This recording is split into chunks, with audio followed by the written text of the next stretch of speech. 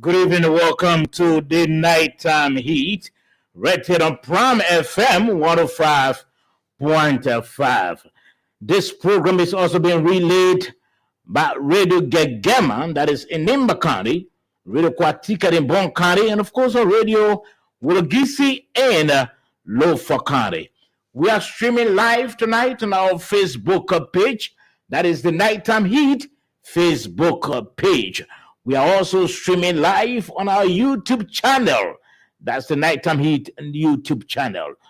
If you want to watch this show online, just go and tap Nighttime Heat. 3 words. You're going to watch the show. You follow. If it is on Facebook, just follow the show. And of course, you also share the show so that your friends, your relatives, your loved ones can also follow the show tonight. We are also streaming live on Prime FM 105.5. Again, Prime FM Monrovia 105.5. Want to share tonight's show? It promises to be very, very interesting. Well, tonight we'll be looking at 3 major topics.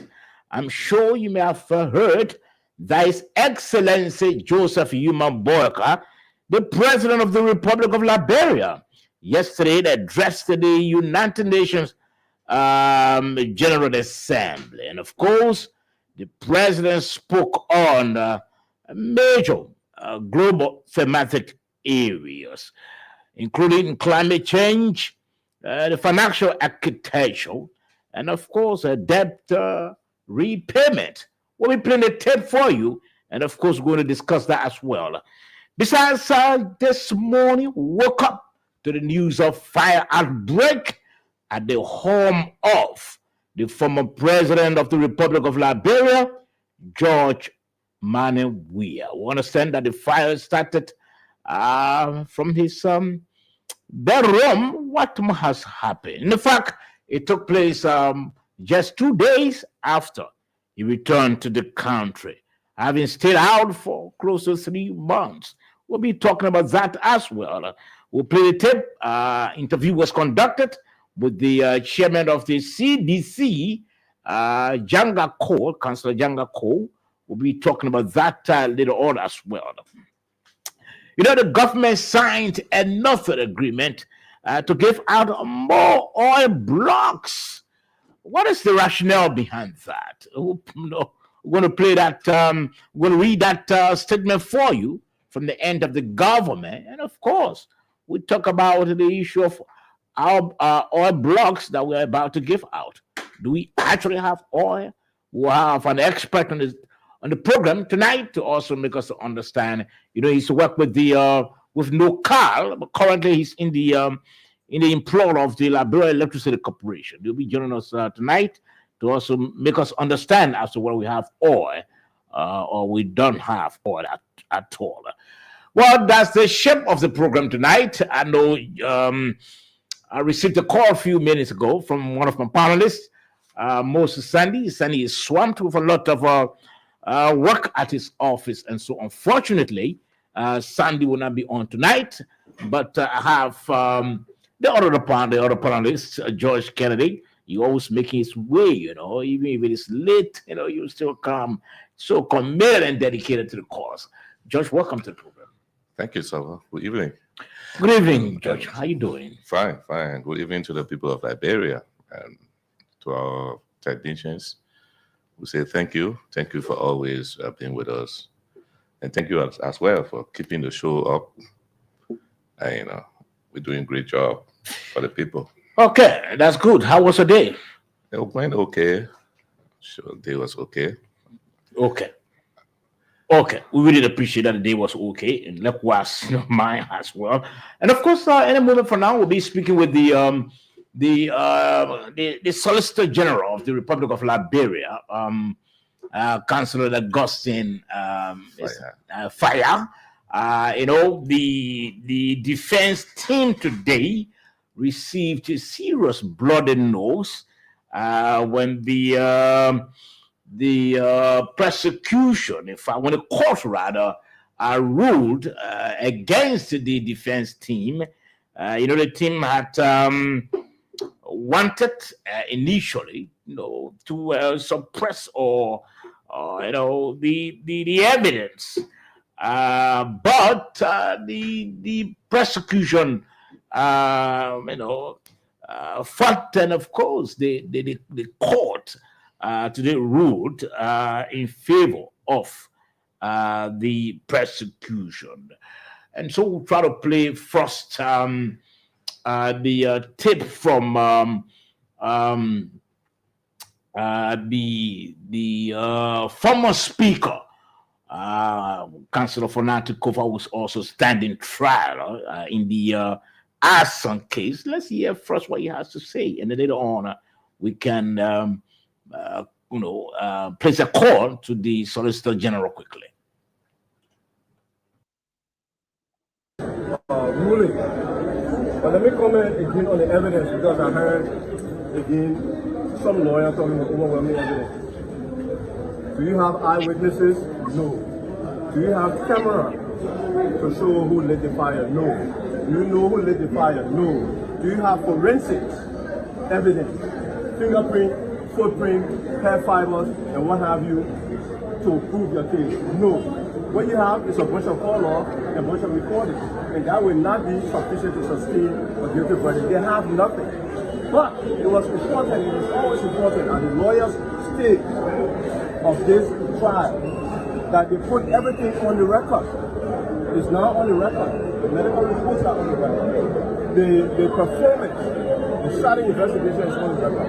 Now, as we move to the evidentiary stage, you will begin to see the entire case fall apart for lack of sufficient evidence, or lack of no evidence, because the defendants in the darkness are completely innocent. Okay, sir, in the report, we saw some of the portion that is glaring that there were, like the defendant claimed these were confirmed, but the question is the time frame, which is one of the things the judges were concerned about, that the time frame of what happened, and then the report also stated that it might not have been as a result of the torture. No, you're wrong. You see, we got to learn to read and comprehend, right? In Thomas Etheridge's report, let me just take one. It says consistent with allegation of torture, period. There's no qualification. If you look at, I believe it was Stephen Breaux, it said consistent with allegation of torture, but could be other things. So you don't just take what they wrote about Stephen Breaux because it's convenient to you. You take what they wrote of each of them. Huh? There are several others. I'm just giving. Okay. So maybe there were 2 of them or 3 of them. What happened to the ones where we were consistent? You know that? You don't. Okay? Yeah. And we were under the impression that the medical report, since the court itself identified that it would be scientific, we're under the impression that it would be taken. But I mean, what's the next move? We're going to trial with the overwhelming evidence that they say they have. Which again, they do not have eyewitness. They do not have camera to show who lit the fire. They do not have forensic evidence. Imagine the LPRC evidence say the Cora bottle contained water and kerosene.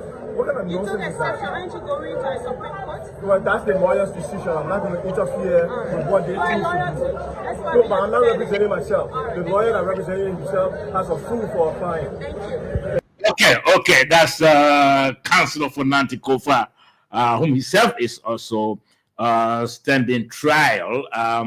He spoke earlier today after the court denied the motion of the defense team to suppress the evidence. So we'll have the Solicitor General of the Republic of Liberia, Augustine Fire, a councillor on the line. Councillor Fire, welcome to the program. Thank you so much. I'm happy to be with you. Okay, first, I know you're quite a happy man. The fact that today the defense team in the Arson case received a serious bloody nose. What's your impression, first of all? Well, some of that did not expect anything other than what we expected that, because like I told people, I normally don't like to talk about cases that I'm involved in. The strength of any lawyer is in the court. You deal with the matter in the court and let the people know your strength from your presentation, from your oration, from your garden of evidence and how those evidence are presented before the court. That is my strength. So I am not normally noted for talking outside the court. To talk outside the court suggests that either you are limited or you want to make the outsider to know that you know the law, when in fact you can do anything in court, and that is my weakness. But since you are my friend, I decided to share my thoughts with you on this matter.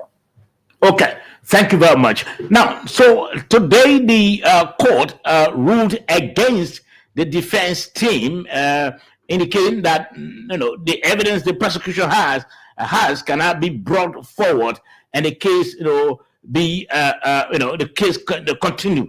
Let me ask you: is it true that prosecution really have evidence or not? Sabo, Yes, sir. It was a contention for the defendant from the beginning to the end that we don't have evidence, but for every time we produce the evidence, there is nothing they can say to overcome. Evidence in the court of law are collected from the point of view of the rule controlling the evidence rule.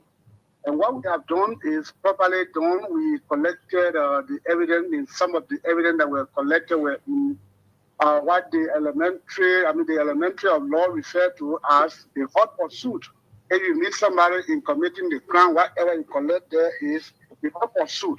Some were not evident that required somebody refuting because it was collected through the audio and other information, and nobody can challenge that this is not properly collected. There was a series of subpoena requested and served on the appropriate institution and individual, and those evidence were collected properly in keeping with law. But what is interesting is that after all of that, in order for them to bring what we refer to among into the process, they said, in fact, these people were the defendants, some of the defendants were sodomite, man of God, they were tortured. Now, how could you say that? For you to bring case in court, you must have discourse with the person that you are representing properly and be convinced of what the person is telling you is the truth. But in this case, it's a reverse. Instead of the defendant telling them what the evidence they have, they were telling the story for the defendant. Then the defendant were sodomite. The defendant went for the forensic examination. They said, no, we were not. No, we were not. So who was telling the truth? The lawyer or the defendant? These are the dilemma we have in the trial. Okay. And this went to the kind of country we have. Okay, now, but we just played a tape of an interview conducted with the former speaker for Nanti Kova, who's also a prime defendant in this case. He said you have no evidence but bunch of call logs and recordings. You don't have any forensic proof as to who went to lit the file. You don't have anything of that nature. You don't have any eyewitness. You don't know who lit the file, who went there. Is it true that you don't have all of those? Only call logs you have. The good thing is that he is a lawyer, and he is a lawyer. He has appeared for our court from time to time. I may not go into the detail of the case so that at least I can take the bearing of the evidence. But everybody know what happened. The place was burnt, and the evidence went to the burning of the place. And also that everything that was collected was done scientifically. So the scientific analysis of the evidence will show. Let him wait, the time will tell. It is not too long. Friday we are going for the war in the court of law. So is the prosecution really prepared to go into this case, Councilor Fire? Believe you me, if the court is ready tomorrow, we are ready. If the court is ready on Friday, like the time has been set, we are ready. But they are not. They are the ones that are not ready. And the reason is simple. Every child does not have anything to offer. The crying is a process. So I've been crying from time to time that we don't have evidence. Now the evidence is presented. They are crying. In fact, at a certain time, somebody has supported or seen they will swear the judge. So they are tired to catastrophic death. And they keep saying anything nice, they will swear. So I think they should go beyond swearing the judge, confessing what they have done, because the institution that is trust is not ordinary institution. That institution is where the decision of this country comes from. The decision as to how we are paid, school, which school should be built, what kind of road we should have, what everything that should include the government of Liberia, that holistic institution. That is the institution, the board of directors, what have been there. And that is a great duty. They will cry and cry and cry, God. Now, finally, before we take leave of you, how serious, or what sort of seriousness, what's the level of seriousness that the prosecution is giving this case? They demonstrated by our person. If you see the Solicitor General, you see the Minister for Litigation accompanying the county attorney to a case logically and carefully. You must know that there is a seriousness attached to the case. I have never sat down in any case of a circuit court to the extent she will say. If you see me there without any involvement, and you see the then you must know that the matter is very serious. It's not only serious, but we take it to heart because that is destroying our country. If you went our institution and you say you will go free, we want to see it. We are seeing, we have the evidence that they cannot overcome. All they can do is they will cry at the end of the day. They cry, and then to where they're supposed to be. So finally, you are very optimistic that you're going to win this case. Well, we have evidence, compelling evidence. The judge will decide the finality of the case, but the evidence we have, they cannot overcome the evidence. We have compelling evidence. They know. And because they know that what they're crying, they have filed motion upon motion. Now we have reached to the what? We are about to reach to Philippa. Reaching to Philippa means that we have to, end the entire process. And the process will end them somewhere. I know. All right. Thank you, Mr. Solicitor General. Really appreciate your time. Thank you so much. Okay. Well, that's the Solicitor General of the Republic of Liberia. But you listen to him and you listen to Councillor Fornanti Kofa, former speaker. Let's hear from you. I don't understand up to date. Councillor Kofa is his own spokesperson instead of his lawyer. He comes on the air trying to condemn the evidence the prosecution has instead of his lawyer, even though we all know he's a lawyer. Yeah, truly. But this matter, he has someone representing him. I thought that person would have been his spokesperson. But he's a defendant. Anything you say will and shall be held against you in the court of law when you are on this kind of matter. I'm not a lawyer, but I thought that he should have been speaking through his lawyer, especially when they asked him, are your lawyers going to the Supreme Court? He said, that's what my lawyer. I don't know what step are they going to take. Okay. But you speaking on the matter, so you don't know what step your lawyer's going to take. You don't know their next step, but you call a press conference on the matter. For me, I don't know. I think this speaks volume. But what do you think? What do you think? Councillor Kofa continues to come out every time there is a proceeding. He comes out. He's speaking to his base. He's trying to. Is it a form of trying to gather some public sentiment? Yes, that his base. I'm talking about trying to gather his supporters to say, "Look, the government falsely prosecuting me. They don't have evidence against me. What they have is just mere recordings, this and that." But the truth is, the recordings we are admitting to, are they admissible in court? You heard the Solicitor General telling you they use the evidence rules. They subpoena, legally subpoena institutions and other things to acquire the rightful evidence. So also use them in court. So they can be admissible in that case. Lawyers say that. Now, what do you think this case going to? How do you think this case going to end? Councillor Fornanti Kofa continues to say that the government has no evidence at all, and the government doesn't know who went to leak the file on the building. The government, in fact, doesn't have any forensic results or evidence. The government doesn't have this and doesn't have that, witnesses, nothing of that nature, except a bunch of recordings. So, but on the other hand, yes, the Solicitor General is saying we have compelling evidence. So that's just what I was about to say. So, I mean, I think if I were Councillor Kofa, if the intention is not to play or to incite my base, You play to my the gallery. supporters, all right, I will keep quiet and the case go to the court. Let's fight the case in court. But this is a high-profile case. I like the way they all come into the media. It tells us. I mean, we spoke about that from the initial before, stage of yeah. it. We said the government should be speaking to us. The government lawyers should be speaking to us. Likewise, the defense lawyers should be speaking to us, to the public. It's necessary. But for the defendant himself to be speaking like this speaks volume, even though he has a right under the law. And I think also the public interest is very high. In this case. This is a landmark case. It's a major case. Major case. We're hoping that the prosecution said they have the compelling evidence. We hope that the prosecution can display all those evidence when the case goes and gets into full swing, because all what they've been doing just been on the periphery. So the real trial battle began I think on Friday, right? Friday on the 26th. Provider, if the defense team doesn't go to the Supreme Court, doesn't run to the Supreme Court to overturn the judge ruling on the admittance of the evidence because these are that could be one of the strategies. Yeah, these are all legal strategies. I have to drag the case.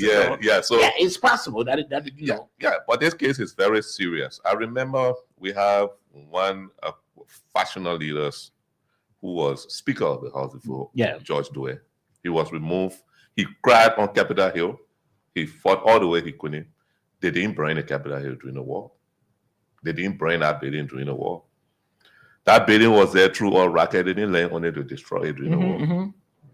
So this matter, I love the interest of the public and the government's interest to see a conclusive end to this matter. If you listen to the Solicitor General, he sounds very confident. And then I asked him the last question: Are you confident? Are you optimistic that you're going to win this case? He said, "Well, we have compelling evidence." With what he's saying and the intensity, the sort of seriousness and the confidence that he continue displaying his voice, it seems that the prosecution may likely win this case tomorrow. That's his side. So on the other side, that's his side. He will praise his side. That only the judge will decide. From the inception of this case, he said, even Councillor Kanoa, our former media colleague, I think he was for the Telegraph newspaper. Oh, what? He was a publisher. He's not a lawyer. He said Councillor Kanoa can walk in the court and win a case without him. Councillor Fire going there. So he said the evidence they have is preponderance. I think he was talking about the capacity of the prosecution. So he said, "Well, we are prepared to go to court anytime the case is called. Is called by the judge." But this is a major case, and all of us, our eyes and ears are all open. We want to see what's going to happen. You listen to Fernandes. He said there's no witness that they do have. But I don't know how you think Fernandes, why would you come up to say the prosecution doesn't have any witness? Well, I mean, they may have information that we don't have because he sounded so confident too. He showed it. But also, when it comes to his body physique, I saw some latest jittering. I think it is good to stand strong before your people, but behind the scene may not be too okay. You don't know all of the evidence the people have against you. What they presented, you saw as a violation of the evidence gathering procedure. You could not be admitted. You filed a motion to quash those evidence. The judge said no. I mean, they are admissible. So the rest of the evidence they're going to avail the entire evidence to them. Because I think in the court, I'm not a lawyer, but in the trial, I think the prosecution is supposed to turn over the evidence to the defendants. For the defendants to respond to the evidence that they're using to prosecute them. So when that is available, probably it'll come to the public glare. Yes, I'm sure. When the evidence and when the prosecution begins to unveil all the evidence. We're coming to the public glare. Yeah. And of course, all of us are going to follow the case. Well, you're listening to the Nighttime Heat, Red Channel Pram FM 105.5. We are relaying on Radio Gegema, Radio Kwatika, and of course, on Radio Wologisi in Lofa County. Besides, we wanted to share tonight the show. It promises to be very, very interesting. I know you want to hear a couple of stuff on this program. I will have the interview, the tape concerning the arson, it's an arson, but concerning the fire incident at the former president's the home. We're also going to play the tape of our president's address to the UN General Assembly. We're going to play those tapes, and of course, we're going to discuss that along with our panelists and along with our guests when they come in. We're going to talk about that as well. I'm sure you also heard that the government is trying to give out more oil blocks. Do we have oil? Do we have reserve? If exploration is done, do we have? We're going to have an expert also who worked with Local before. He's now in the employ of LEC. He'll be also on the team with us. And as soon as our guests join us, we're going to start the ball rolling quickly. You're listening to the Nighttime Heat right here on Pram FM 105.5. We want to share tonight's show. Just go on your phone, your Facebook page, and of course, you tap Nighttime Heat, 3 words. After you've done that, just follow the show, share the show so that your friends, your relatives, your loved ones, your partners can also follow what's happening tonight. We are also streaming live on our YouTube channel. Again, just go to your YouTube channel and you tap Nighttime Heat. As soon as you do that, again, you're going to watch the show online. We are also streaming live on Pram FM Monrovia 105.5. Again, Pram FM Monrovia 105.5. As soon as, again, you link up, you're going to watch the show again online right here on Pram FM 105.5. We just spoke with the Solicitor General of the Republic of Liberia, in reaction to what one of the prominent, in fact, defendants, former Speaker Jay Fonati Kofa said. He said, well, the prosecution doesn't have any evidence. The only thing they have is a bunch of call logs, he called it, and recordings. He said they don't have any evidence. But you listen to the Solicitor General, we just spoke with him, and of course he said, well, they have preponderance. Let me put it that way. The lawyer can say he has this. They have compelling evidence, and so hoping that the prosecution can begin to bring forth the evidence so that the defense team can also be on the defensive and counter those evidence, and then at the end of the day, the judge can rule whether in the favor of the prosecution or in the favor of the defense team. So watching that legal drama to unfold, it gets into full swing on the 26th. We understand it gets into full swing. So hoping that we can follow that legal drama. Tonight we'll also be looking at the burning or the fire incident at the residence of the former president George Manneh. We woke up this morning, woke up to that news. We'll have the interview conducted with the chairman of the CDC, Councillor Janga Cole. He spoke on that, and of course we're going to look at that as well. And of course tonight we'll also look at the government's intention to give out more oil blocks. We're going to talk about that also. Our guests are joining us gradually. Let's try to first welcome the guests who's in studio while we have the other guests joining online quickly. I understand Dave Cody has joined. Hoping that the others can join us as soon as possible so that we can look into the discussions, the topics tonight. Let me try to welcome our guests in studio. He's, of course, he's going to introduce himself. Let me not introduce him. Welcome to the program. Thank you, Slava. And how you doing? I'm doing wonderful. And how are you doing today? Well, I'm okay. So just tell us a bit about yourself. So my name is Edwin A. Fambule.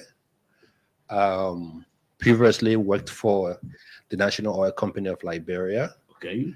I've also worked for one of the biggest government security institutions in Liberia before I joined the NOCAD. Mm-hmm. I hold a Master of Science degree in Energy Studies with specialization in petroleum economics. Okay.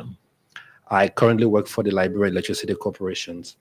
I've been at the LEC for close to 10 years now in different capacities. Okay. Yeah. Okay. And also a senior student at the Louis Arthur Graham School of Law. Okay. You're doing law now. Okay. You've got multiple backgrounds. Okay.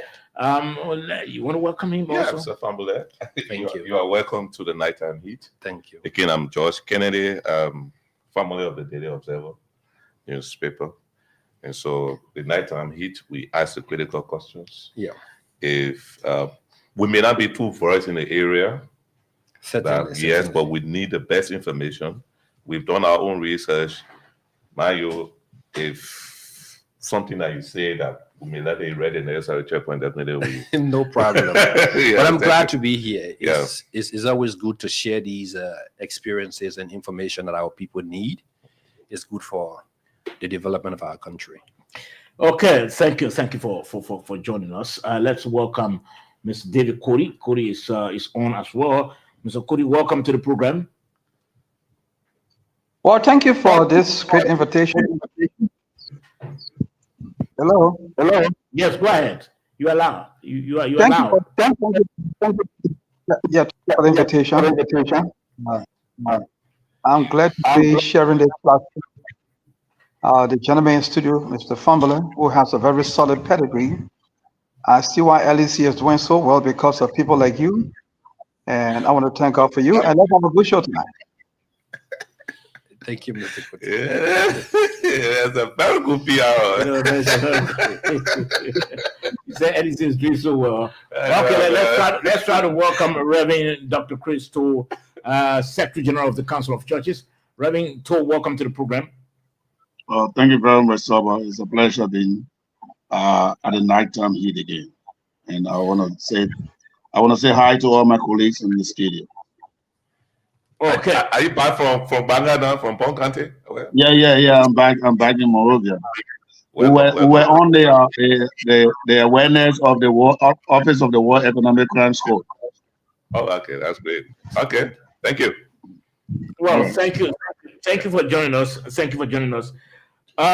Gentlemen, let's begin on this note. I know all of us we listened to the president, His Excellency Joseph Imamboaka, who is currently in the U.S.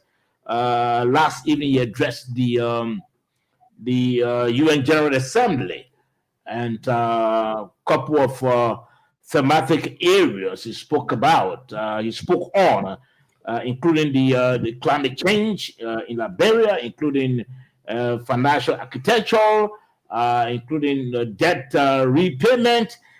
But let's listen to him first, and then we all can state first as to what kind of speech was it, whether it was a good speech or it wasn't. Let's listen to him briefly.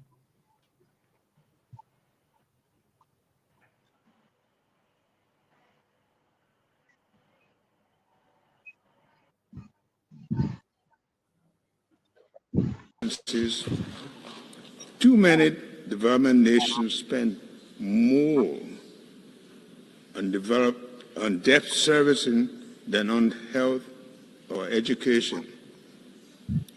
The current international financial architecture is unresponsive to this reality, making it not only outdated, but also unjust and defiant of the objectives of shared prosperity and development, the pursuit of which the United Nations was created.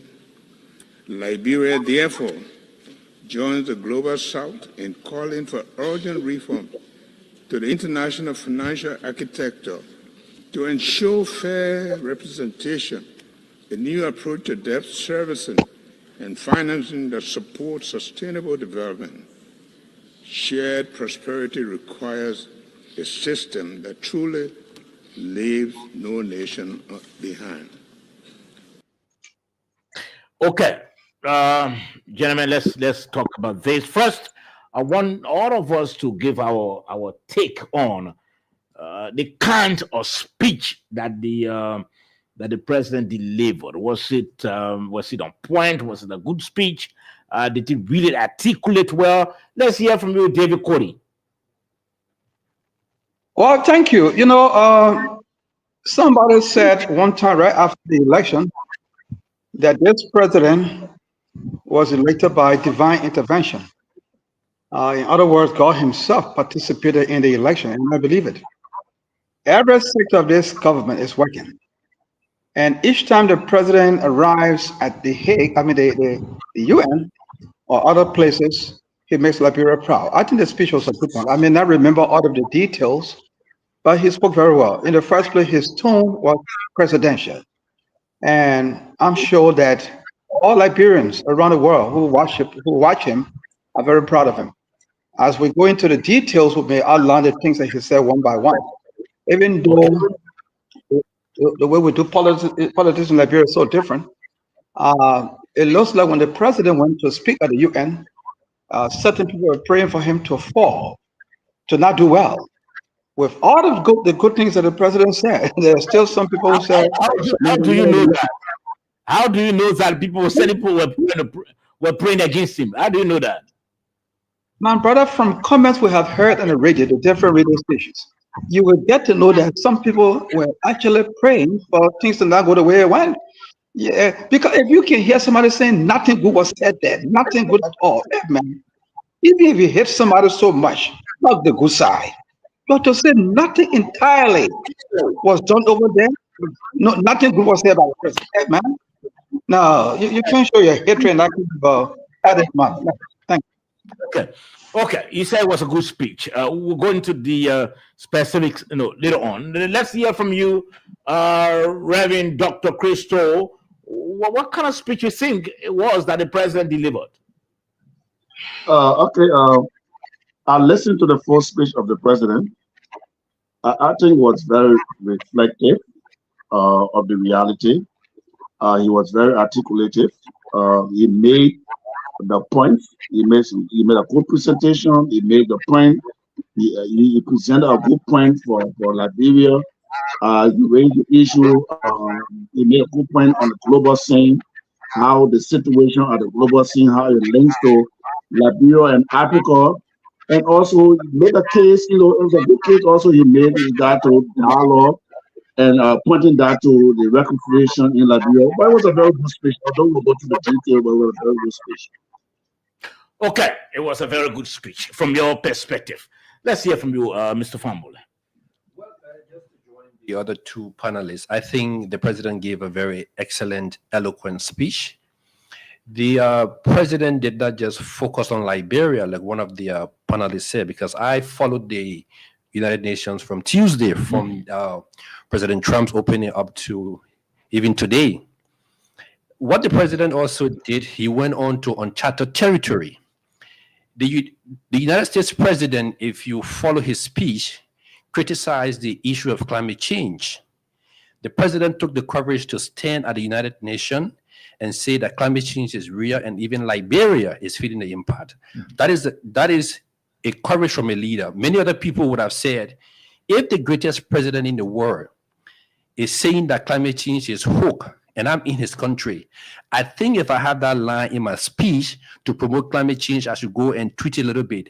But he stood up as a leader and say, in as much as he said this, I'm going to say it's real. Okay. And then also on the issue of Palestine, this is also a very important catching point. You know, the United States will support Asia, whatever Asia wants. But the president stood on the world stage to say that he support a two-state solution. It shows a leader that has the courage. It shows a leader that has the wisdom. It shows a leader that is visionary. And he went back and gave the historicity of the United Nations and the role that Liberia has played. and also calling for reform of the United Nations, that we cannot use 1945 law into 2005. He's also encouraging and pushing for Africa's participation on the permanent seat role at the United Nations on the Security Council. Surely. So I think he was visionary, Okay. and he went beyond Africa, Liberia, and the global world. Okay. Let's hear from you. Just to buttress what they've said, what Mr. Fambula said, all the other panelists said, he spoke for the poor countries. He's talking about debt service. The system, There should be a reform. the global debt system. Let me tell you some of the things I saw when I was a business correspondent for the Daily Observer. Some of the debt that Madam Salif administration accrued should be paid in 1940. I mean, in 2040. That type of system. Even if Liberia has the money to pay today, you won't pay one at that time. That's the kind of system the people got in the financial, in their global financial system. It's bad. Okay, I saw one of them, the Kuwaiti Fund gave some loan to the Freeport of Monrovia at the time to buy some top books. I was thinking that $14 million, Freeport could have serviced that debt in short time. But that was certain years I had to come before you start paying the No, but money. what makes it bad? That system, What makes the system bad? okay, so They give you long time to pay. yeah, so if I'm taking loan from you and maybe I can pay that loan in 5 years time, I need the money right now to invest, and I can pay you back in 5 years time. You say, my man, pay me after 25 years. It doesn't all go well. That's the need for reform. That's a need for poorer countries to get the kind of portfolios. I want to understand that very well. Does it take long to get them? Let's assume you're asking for loan. Yeah. Do they take long to give you the loan, or they allow you to pay the loan? And give you a longer period to pay the loan. They give you a longer period, even if you have the money to pay in shorter period. What it does is store the development for that period, that long period that they're talking about. It store it. What if that time? So the president is asking for reforming the reform of the entire system. He also technically talking about debt waiver for poorer countries, especially Sub-Saharan Africa and the Eastern Bloc and all of that. Most of those debt that people accrue over the years, some of them they get paid. So I think he was very, very strong. He spoke as a leader, as a reformist. And sometimes I can refer to his age when I'm talking. He's speaking the minds of the young generation of today and the future ones. Just to add up, as he said, right? What most of these development entities do, like the World Bank, the IMF or so, what they do is that they keep you in a grip. Okay. All right. So let's say if your debt portfolio is at a certain level, right?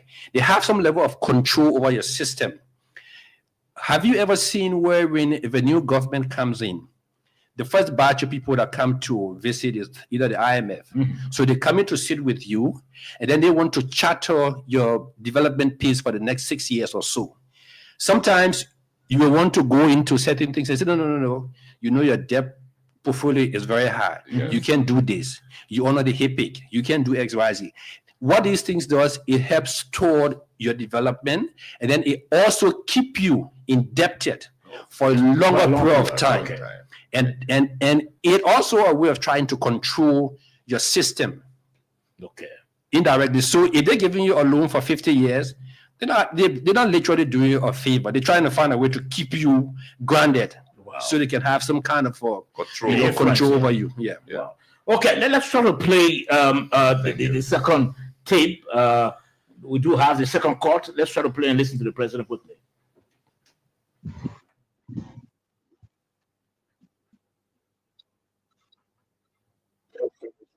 Ladies and gentlemen, for Liberia, climate change is not a distant threat, but a present reality. Rising seas are eroding our coast, wild storms and heavy rain devastate communities, threaten lives and livelihoods, and exacerbate food insecurity. Yet, we are acting. We are carrying our coastal defense project developing climate information systems for early warning systems, finalizing our carbon market policies, and advancing the blue economy safety. But our efforts alone are not enough. We urge implementation of the Paris Agreement, full capitalization of the loss and damage fund, and greater global investment in adaptation and mitigation. Above all, we call for climate justice. Those who contribute the least to these crises should not be forced to suffer the most. Okay, well, what's your takeaway, George? I saw you nodding your head. Yes, Mr. President is good, and Mr. President was very clear. There are nations, richer, bigger economies, the US, the EU, the Eastern Bloc, as China, all those countries, they are the biggest polluters.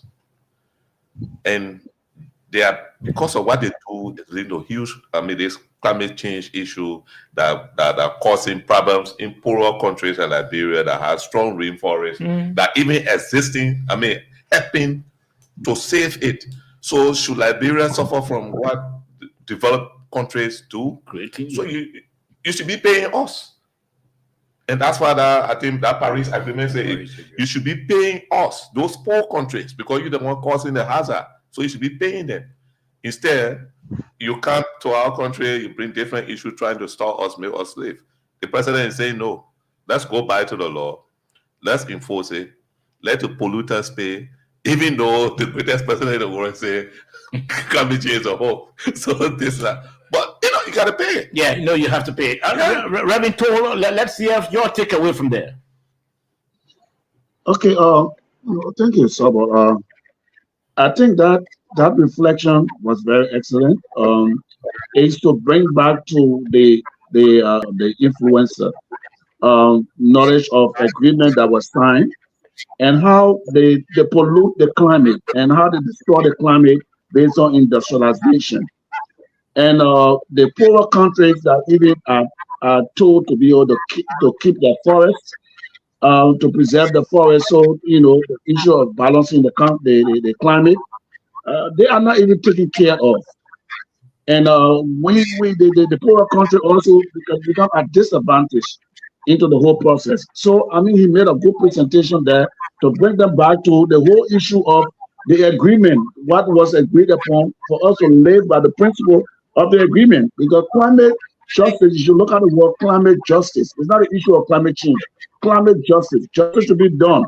So if you are coming to exploit also our countries by cutting the trees, you should be able to give something more than just coming to talk about investment, something more. So it has to be developed. The whole country has to be developed because they are also helping to preserve the climate.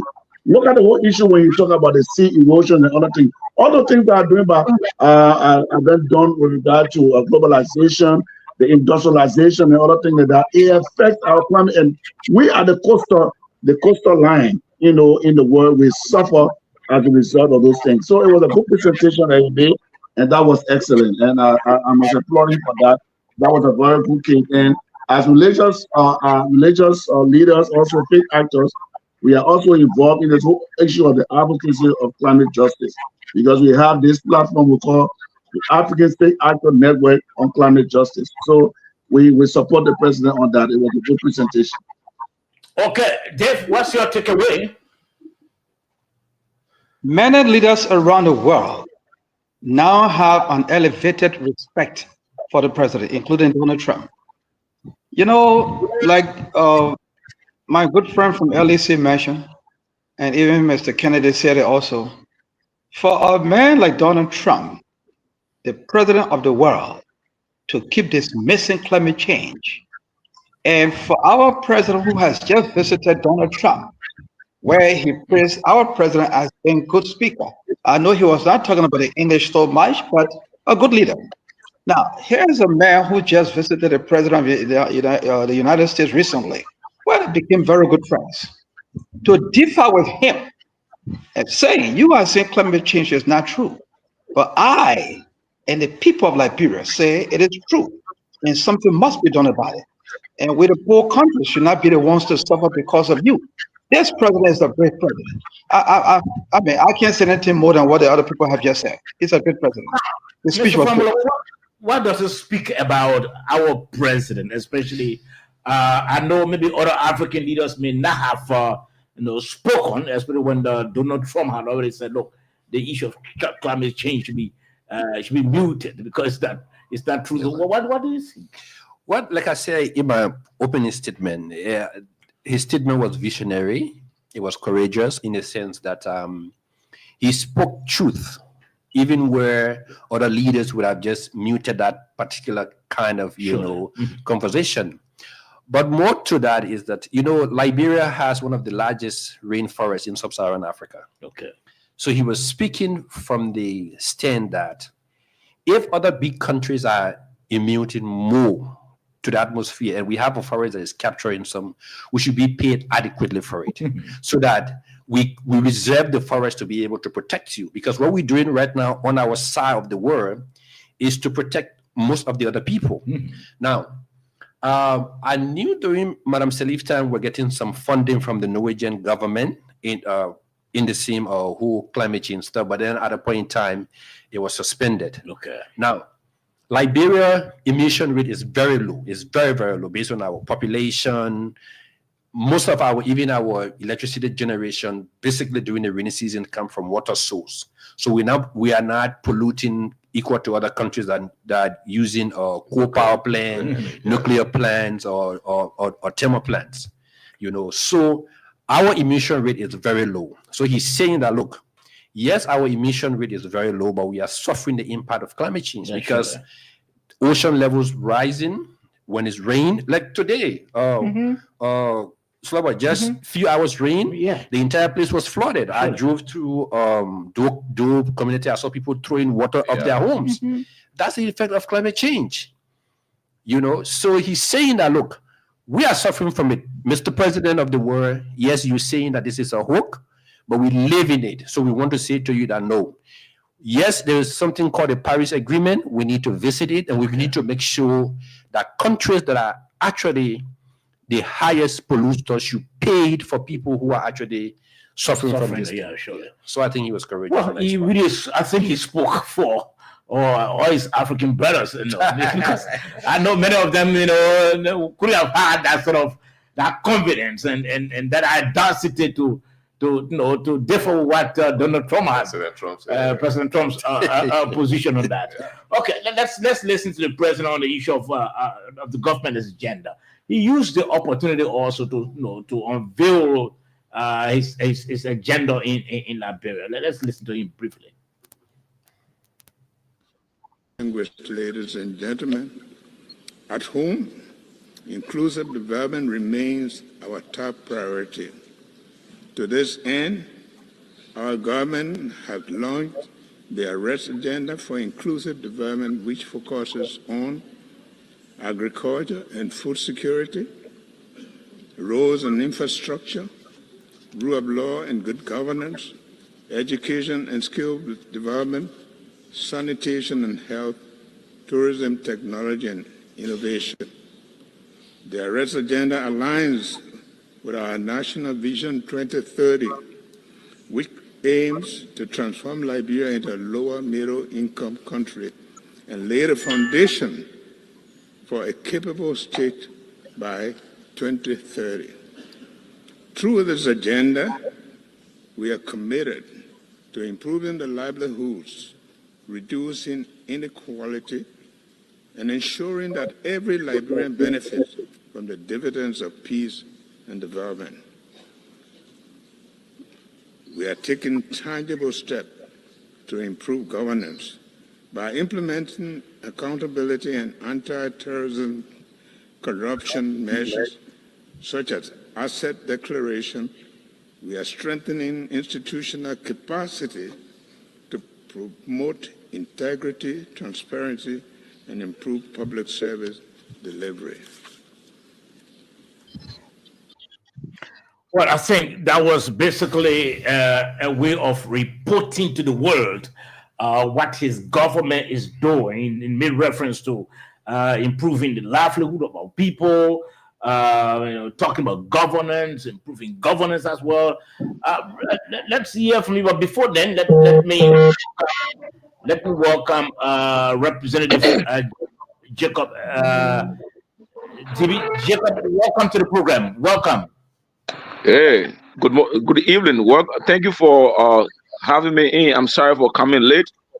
I just got home and yeah, so I'm sorry for coming on late. But thank you for everything you guys are doing. Okay, thank you very much for joining us. It's understood. We are trying to do a critical analysis of the president's speech first. His speech that he delivered at the United Nations General Assembly. So let me pick you first, Mr. Fambul. The president spoke on what is happening in his own country. You think that was a fair report to the global, to the world, about things that are happening here, reducing inequalities and improving the livelihood of our people? That was a fair report, you see. Well, yes, I would say basically somehow it was fair because the United Nations itself takes account of all of these things. So it is not just what the president stands and say. There are other reports out there. There are various reports that come from other agencies or so. So people within the global world are seeing it. But it is incumbent upon the president to be able to actually present, his own actions as a leader of the country and what he turns to do. All may not be rosy at this point in time because there are some challenges, but I think it's fair enough based on the report that he has given. But the president didn't speak about challenges. He presented that aspect of his speech as if all is rules. Well, if you actually looked at if you actually analyze it critically, because I listened to the president's speech more than 2-3 times. Okay. I don't think he was saying that everything is okay. He was speaking from the perspective of giving his overview as to what has happened and what he envisaged going forward based on his arrest agenda. Okay. Yes, there are some improvements that have been made. Yes, there are some challenges, and there will always be challenges. Even in the great United States, there are challenges. Okay. But yes, have we been able to solve certain problems? Yes, of course. Are there challenges? Yes, there will be challenges. Okay, Jeff, let me ask you on this. The president said to the world that the efforts are ongoing to reduce inequalities, improving the livelihood of the people, improving governance and all of that. He painted a whole picture of what is obtaining, what he believes is obtaining on ground. Do you agree with him? Do you string along with that aspect of the report? Dave, let me hear from you. I agree with the president 150%. I know you agree. Go ahead. From day one, this president vowed not to maintain the status quo of bad governance. I repeat, from day one, at the inaugural speech, this president vowed not to maintain the status quo of bad governance. The status quo of stealing and reach yourself, the status quo of putting yourself first before anybody else. He vowed not to maintain that. And we can see all over the place, starting with the LEC. He does not only want to have foreign in his house or his office, he wants to make sure that all of us. Today, I was happy when 3 people from the LEC visited my home to take down my information. Well, in 3 days from now, I expect a meter in my house. That didn't happen before. The CSA is now putting in place a system that we have never had in this country since 1847. No system. Nobody's going to be taking pay by way of telephone. Agriculture. Look, man, if you give me a chance, look, I need 24 hours to really tell you what this president has done. Everything is on course. He's not lying to the world. Okay, so for that, you said the president was on course with that report concerning what his government is doing, reducing inequalities, improving the livelihood of the people, improving governance. You said that was a fair report by the president. Let's hear from you, Reverend Christo, Reverend Dr. Christo. Okay, thank you very much. To be objective here, I think the president coming from the global scene, trying to make a link to the national scene in terms of the unity party the government is doing and bringing to focus the arrest agenda and what the arrest agenda entails. I did not see what he's trying to do to address the issue on the arrest agenda, and not merely me talking about this is what I have achieved. He was saying that, look, we are trying to improve integrity. We have started the whole issue of asset, declaration, which I want you to know. We are trying to strengthen service delivery. We're trying to improve on the rule of law. It may not be perfect. He talked about also the whole issue of the middle income 2030, of which we all trying to look at Liberia be a middle income country by 2030, and how if its government moving forward with their arrest agenda and achieving it, Liberia will become a middle income country by that time. And so the whole issue of reducing inequalities, if you look at it, is an action he wants to be able to address. The whole issue of the anti-drug action plan that is now being validated at the Ministry of Health. I'm also part of that initiative.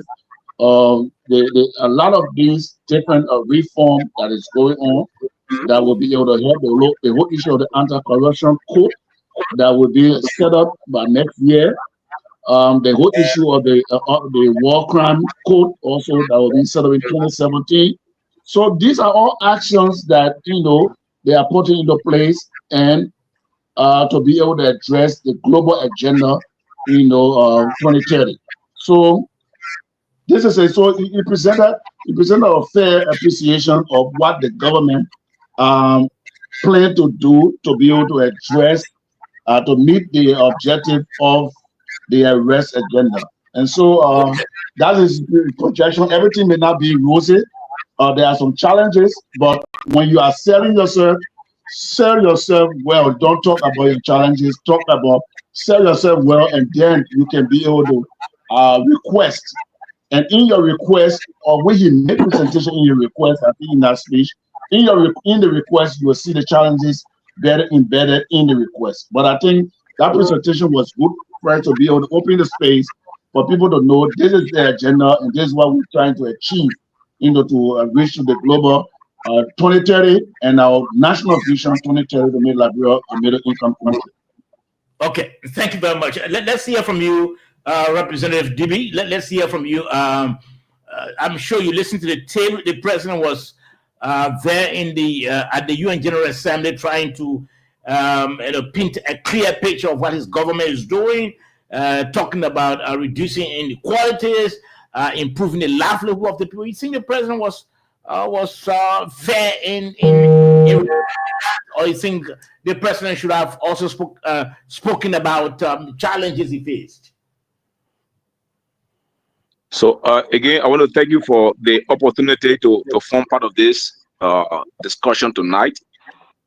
Most of the times, I'm one person who believes in the reality than presenting a cosmetic or table report. The president, almost 2 years now, what can we point to as a new investment that has created a new job besides government jobs, removing maybe seditions or people they don't consider part of their party, moving them from the payroll and replacing them with related parties? What new jobs have been created? Just as we speak, as the president is in New York delivering his speech, the university teachers are on a go slow. Schools have not started as a result of their demand for higher pay, for improved livelihood.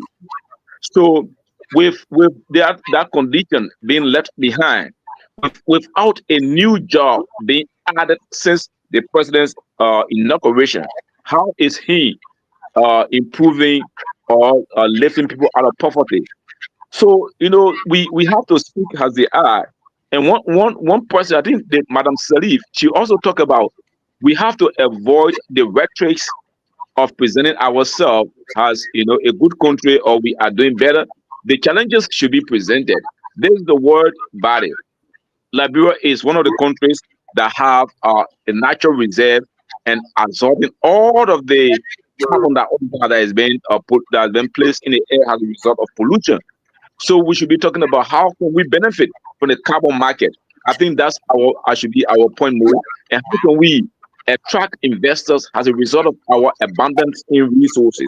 But for you to say that we are lifting our people out of poverty, how? How are you doing it?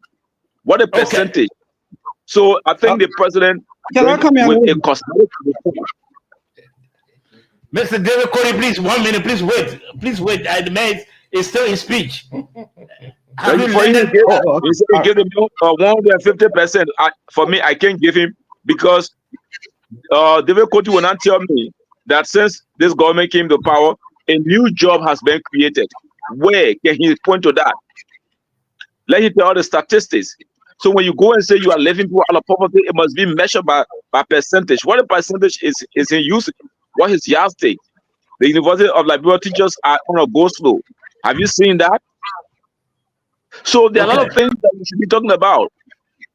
Instead of representing yourself that you are doing it when you know you are not. They talk about the rule of law. A lot of violations are ongoing here. So what are the rule of law? What are the instances? They need to point to them. When a police officer, the police people are carrying themselves as demon gods, violating the rights of people. A deputy minister was accused of rape from the 30th of August until we have to talk. The journalists have to talk. The woman had to get in the street before he could take a decision to suspend him. Before they could even talk about investigating him, not even charging him yet. They say he's still passing around as a big shot. So what are the rule of law? You see glaring or defiance of the rule. So what are those? Okay, so let's go in there. You made a point that you said it was a cosmetic report. You didn't talk about the challenges or what you've done. He has done, or rather, But David Cody, you are trying to come in. Let's hear from you quickly before we can bring in the next clip. Thank you. It is easy to spoil and to fix when you have had a rotten system in place, a rotten government that was only interested in self and not the people. And a new government, a responsible government comes in. It will take time to fix. You're talking about jobs. I don't have the statistics, but I think the CSA or government agencies responsible for that will tell you that jobs have been created. And one thing I want to let you know, there's a path now by which jobs will be created, and that is good governance. A lot of companies will come in because they would trust this government. This is not a roguish government that would tell somebody, give me $5 million before I can sign anything. And when you're talking about the University of Liberia, nobody is sleeping here. We know what has happened there from time to time. Many years ago, it was like that. We're not saying that we should come and repeat what has happened, but changes don't come overnight, especially when it has been, when the system has been rooted. But Honorable Koti, the United Party had 12 years. They took us from 2005 to 2017. The United Party had 12 years. So you want to attribute the system, the problem now to the 6 years of the CDC rule when you had 12 years. You have another time. The present president was the vice president. So let me tell you now. You asked me a question. Let me answer you. We had 12 years of good governance where we created jobs and fixed this country right after the war of a total mess. You came in just within 6 years. You destroyed the entire thing. Now we are about to fix it. Even though we have 12 more years to go, we haven't even gone 3 of the first time. So what we want you to do is to bear a little patience. You just have to. What are you doing, Mr. Cody? What are you doing to give you additional 6 years? Because you say you got 12 years to go. Number one, roads alone, road connectivity alone will make this government to go back for a second term. I'm not even talking about all of the other good, just road alone. People used to fly from Monrovia by helicopter to go to their own homes to vote. Today, it's no more like that. Starting from next month, people will be going to their counters, have breakfast, and come back to Monrovia because of good roads. Even though we haven't paved the roads here with asphalt or quota, but go to Maryland, go to Sino. A lot of good things are happening. What I'm saying here is that when you have messed up, the Unity Party 12 years under Ellen made a lot of difference. Debt waiver, road rehabilitation, good governance. But when you came in within 6 years, I'll tell you something. God is not stupid. Oh, God himself participated in this election that just passed. If these people had gone back for another 6 years, it was going to be a total annihilation. Oh, okay, Mr. Cody, let's wait. You spoke. Thank God Almighty. Mr. Cody, Mr. Cody, that's what you did. Slobo, just to my good friend, DB and I were schoolmates at the university, at the African Methodist Episcopal University. He's my very good friend. Okay. But I would disagree with him, in some issues. First of all, we should understand the audience. When leaders go to the United Nations, they have a very short period of time to speak, maybe for 20 minutes or so. The president cannot go there and try to catalog everything in Liberia to put it before that world body.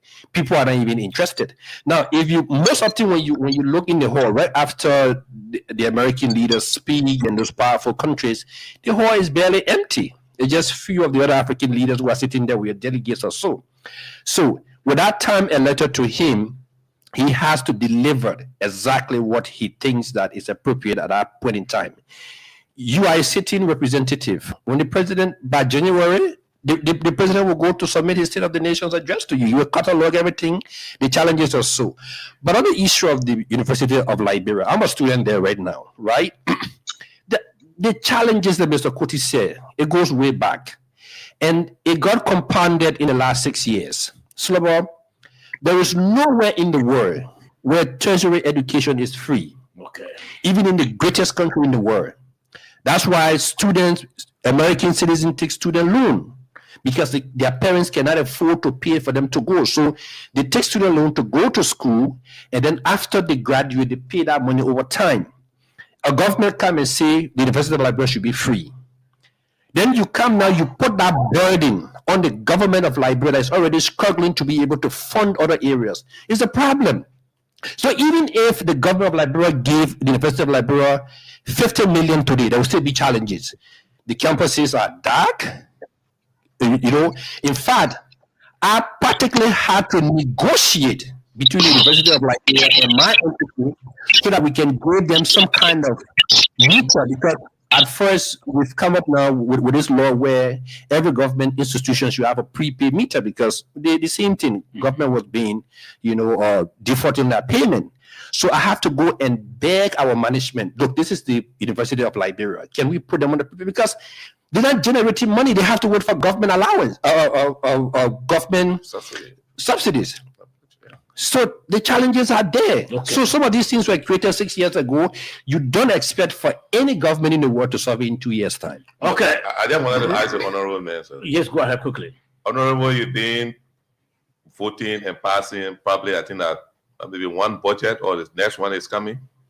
What role did you play in terms of really revamping that university in that policy document we call the budget?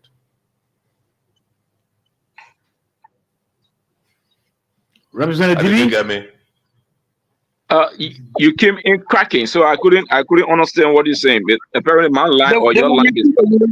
They will repeat it. Okay, in the 2024 budget, because 2025 you are yet to receive it. What role did you play to actually revamp through that budget law to revamp the University of Liberia that you are crying for as a politician today? After they declare free. After you declare it free. What happens is that the budget does not emanate from me. The budget comes from the executive mansion. I mean, from the executive branch. Please, let me correct you right there. Repeat. What? Hello? It's a proposal. You don't want to get the appropriation power. Yes. By law. Brother. Hello? So please, you does Hello? Hello? Yes. You asked me the question. Yeah, You asked me the question. That's why I'm trying to correct you. No, you can't correct me. I'm telling you what it is. How will you correct me on something that I know? I'm telling you the budget. I have the appropriation power, but I don't craft the budget. That way you need to understand. The budget is crafted. Hello? The budget is crafted and sent to us. The executive, the Minister of Finance will call all spending institutions, land ministries, to submit their budget. They will submit their budget to the Minister of Finance, who will prepare the budget and forward it to us for appropriation. Fine. So good. So the appropriation. Hello. Do you have authority to hold hearing with land ministries and agencies as lawmakers? So you just asked a question. If you will be patient a little bit, then you will understand. I don't want to make it very short because you answered my question already. No, but you just try to say something that is not. I said the budget does not emanate from us. And you said no, you can. You have the appropriation power. Granted, I have the appropriation power. I don't go to the minister of. I don't go to the UL to say how much you want for us to put in your budget this year. Hello. No, you don't. You have to let me learn. You ask your question. I don't want you to yes or no question. Right. I want you to it's not yes or no question. I have appropriation power. When the budget is submitted on the committee, the Ways and Means Committee will invite various committees to be part of the budget hearing. So the the Education Committee is within the budget hearing, and we look at the appropriations and say that yes, the University of Liberia has this amount of data. From the look of things, we'll increase it to this. So 2024 budget was kind of critical. What role? That role that you play to decide to increase or decrease. What role That's the complaint. That's the role I just told you about. I said, as a member of the Education Committee, we're able to make some allotment for the University of Liberia. And after the University of Liberia, we know that the government is responsible to all its citizens. So private institutions, university were able to make some allotment for them as well. Fine. That's what we did in the budget. Thank you, Honorable. You just spoke to what the president said. The president is addressing national issues, just how you address the lawmakers who in the budget address national issues. So what the president said, he said we are making, the word was in, all the word he used in progressive form. We are making effort here. He said we have made. He said we are making effort here. We are. I didn't say mine was not in the progressive form. I said we made allotment for the University of Liberia based on the need that we saw, and not only the University of Liberia, other private universities we added and made some allotment for them. I didn't say we will. How much money did you add to the university? Mr. Corey, you have your time to speak. You can't just jump in the mid throat. Anyway, the honorable man, frankly, I understand he's from the CMC. Okay. I'm not from the CMC. You need to understand. You know, you come with, maybe you see me and you have a preconceived notion. You have to ask me where you come from. Oh, I already made a mistake. Okay, when has CMC made a political party? I mean, has CMC made a legislature yet? No, I said I see CDC, sir. Maybe I made a mistake. You come from the CDC. You have to ask questions. Not everybody is coming from the CDC. So where are you from? That should be the question. Which party are you from? Which party are you from? No, I'm from the Liberia National Union, Linu. You were here the other time as a spokesperson for the CMC. I was never here for CMC as a spokesperson. I am the chairperson of the Rule of Law Caucus. So you need to understand that. Red, let me help you. The fact that that question is belated, we can't answer that question. No, I have to answer it because they sit there and say things that they don't know, and everything should be yes. If we are not careful with this country, it will be like David Koti who said,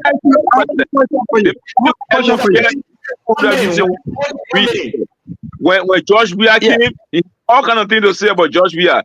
George Weah is not there, Bwaka is there. He's saying he has 150 reasons. That's the kind of person David Koti is. He's hustling to make things. Be hustling all throughout.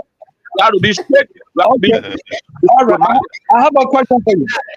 I have a question for you. I have a question for you, Honorable. Yeah, but how do you, Dave? how do you, hello, Dave. Yeah. Mr. Koti, yeah. Before your I have a question for you. I come in, the man has similar jobs. The man say you are politically inconsistent. Okay. he doesn't But have let a me answer my party. question. Okay. But I don't have a part, but please answer my question. How do you define the word appropriation? Sure. You keep saying that the budget comes from the executive. How do you define the word appropriation? When it comes to the House, who has a right to say, okay, $10 for this entity is not enough, but we'll make it this way? Who has a right to do it? You all, Mr. Kennedy also asked you another question.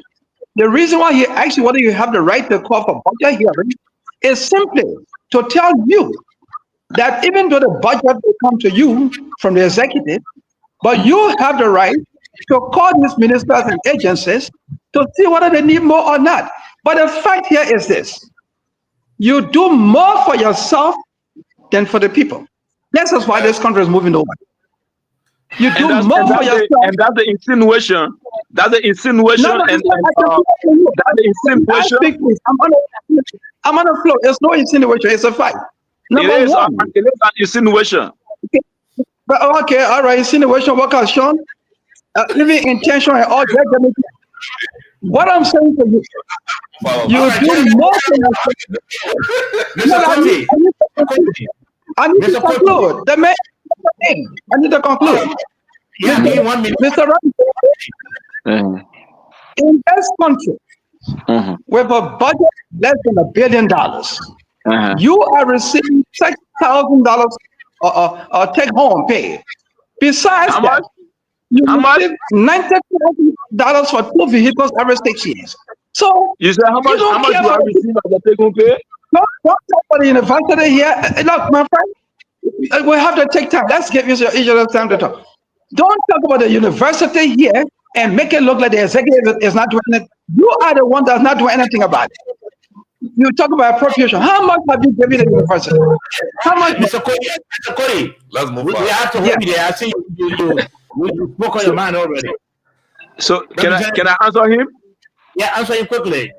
So the first thing is that I don't know whether my term is not like when Honorable Koti was handpicked to become a representative. My term, we have to earn it, and besides earning it, I know he doesn't understand anymore because he's been out of the place. He was there during the rebel time, so he doesn't understand the amount that we have. The amount that we have for vehicle is $52, or let's say $42 a day. That is what is sum up for the $2 times 7 days times 4 weeks times 12 months times 3 years. That's the amount they put together and give us for vehicle. So many of you don't understand, and you don't even ask questions, and you confuse. So it's we understand you cannot fool anybody here. Hello? Don't try to do the calculation to think you can fool anybody. The point is, you just no, let's understand this. No, you receive you don't you have receive the one idea. vehicle every 3 years for $45,000 times I just 90,000. I just broke it down. People like you were a principal of Mr. Koti. So Mr. Two Principal, vehicles is too much for you for 6 years. Mr. Principal, can you It's wait? too much. You don't come with sentiments. Come on, Let me teach you. Let me give you the idea. Let me provide information for you. We have. Let me provide information for you. So it is no information will happen today. You can't fool anybody. I'm not fooling you. I can't fool you. You information. At your time, you should be. You should know.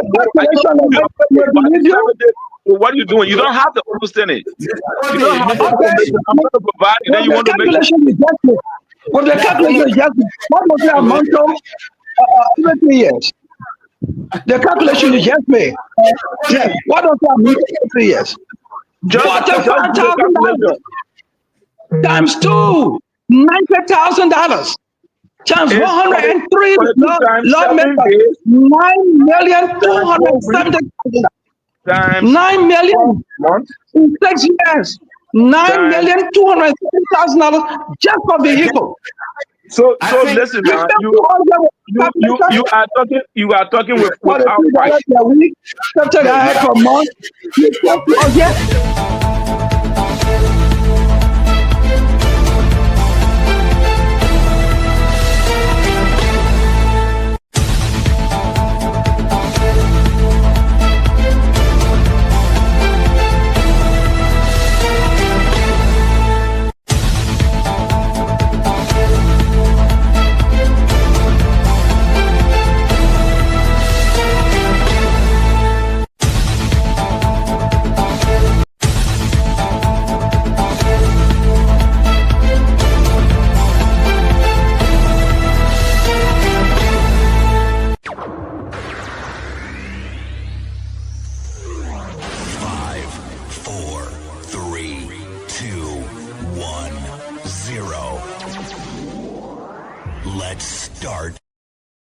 Okay, so we'll continue with the program. This is the Nighttime Heat, right here on Pram FM 105.5.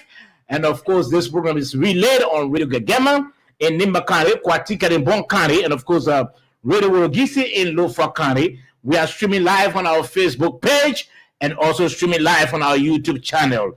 We are also streaming live on Pram FM Morovia 105.5. We want you to share the show.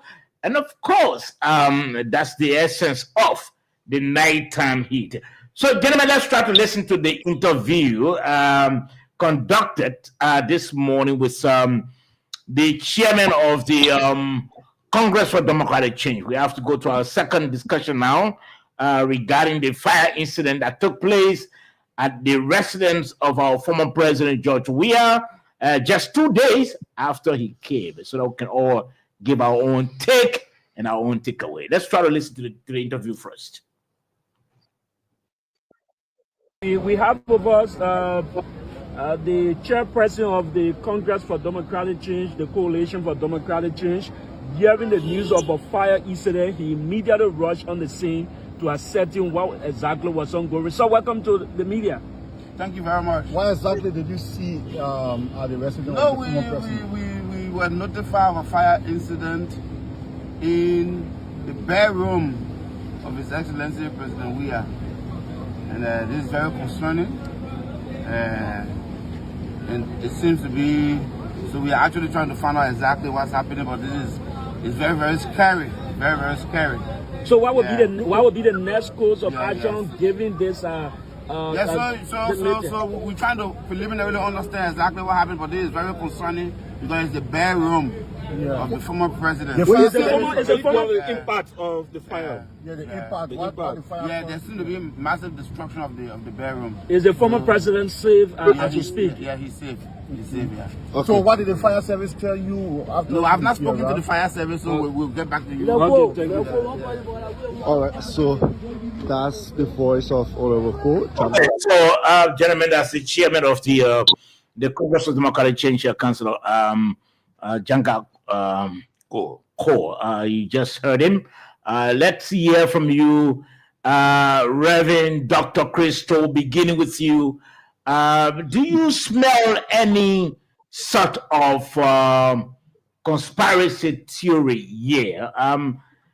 Considering the fact that just 2 days after he came, President Weah experienced this fire incident.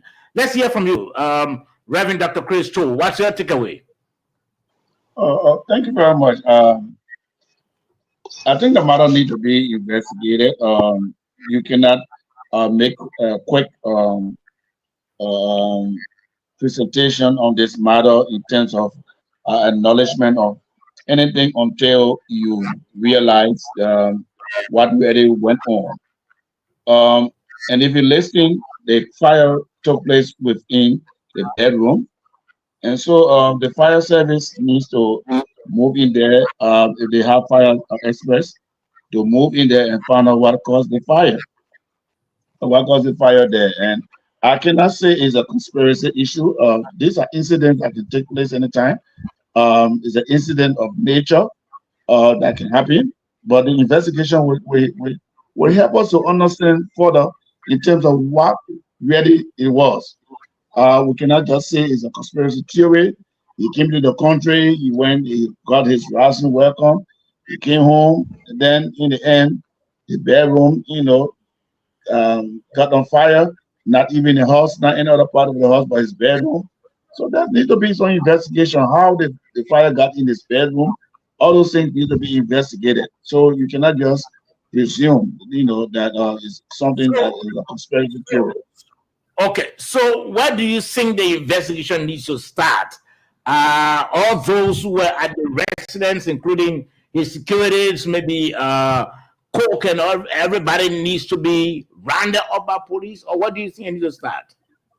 Yeah, I think the fire service moved in. I was informed also that the fire service got in, according to even the chairman.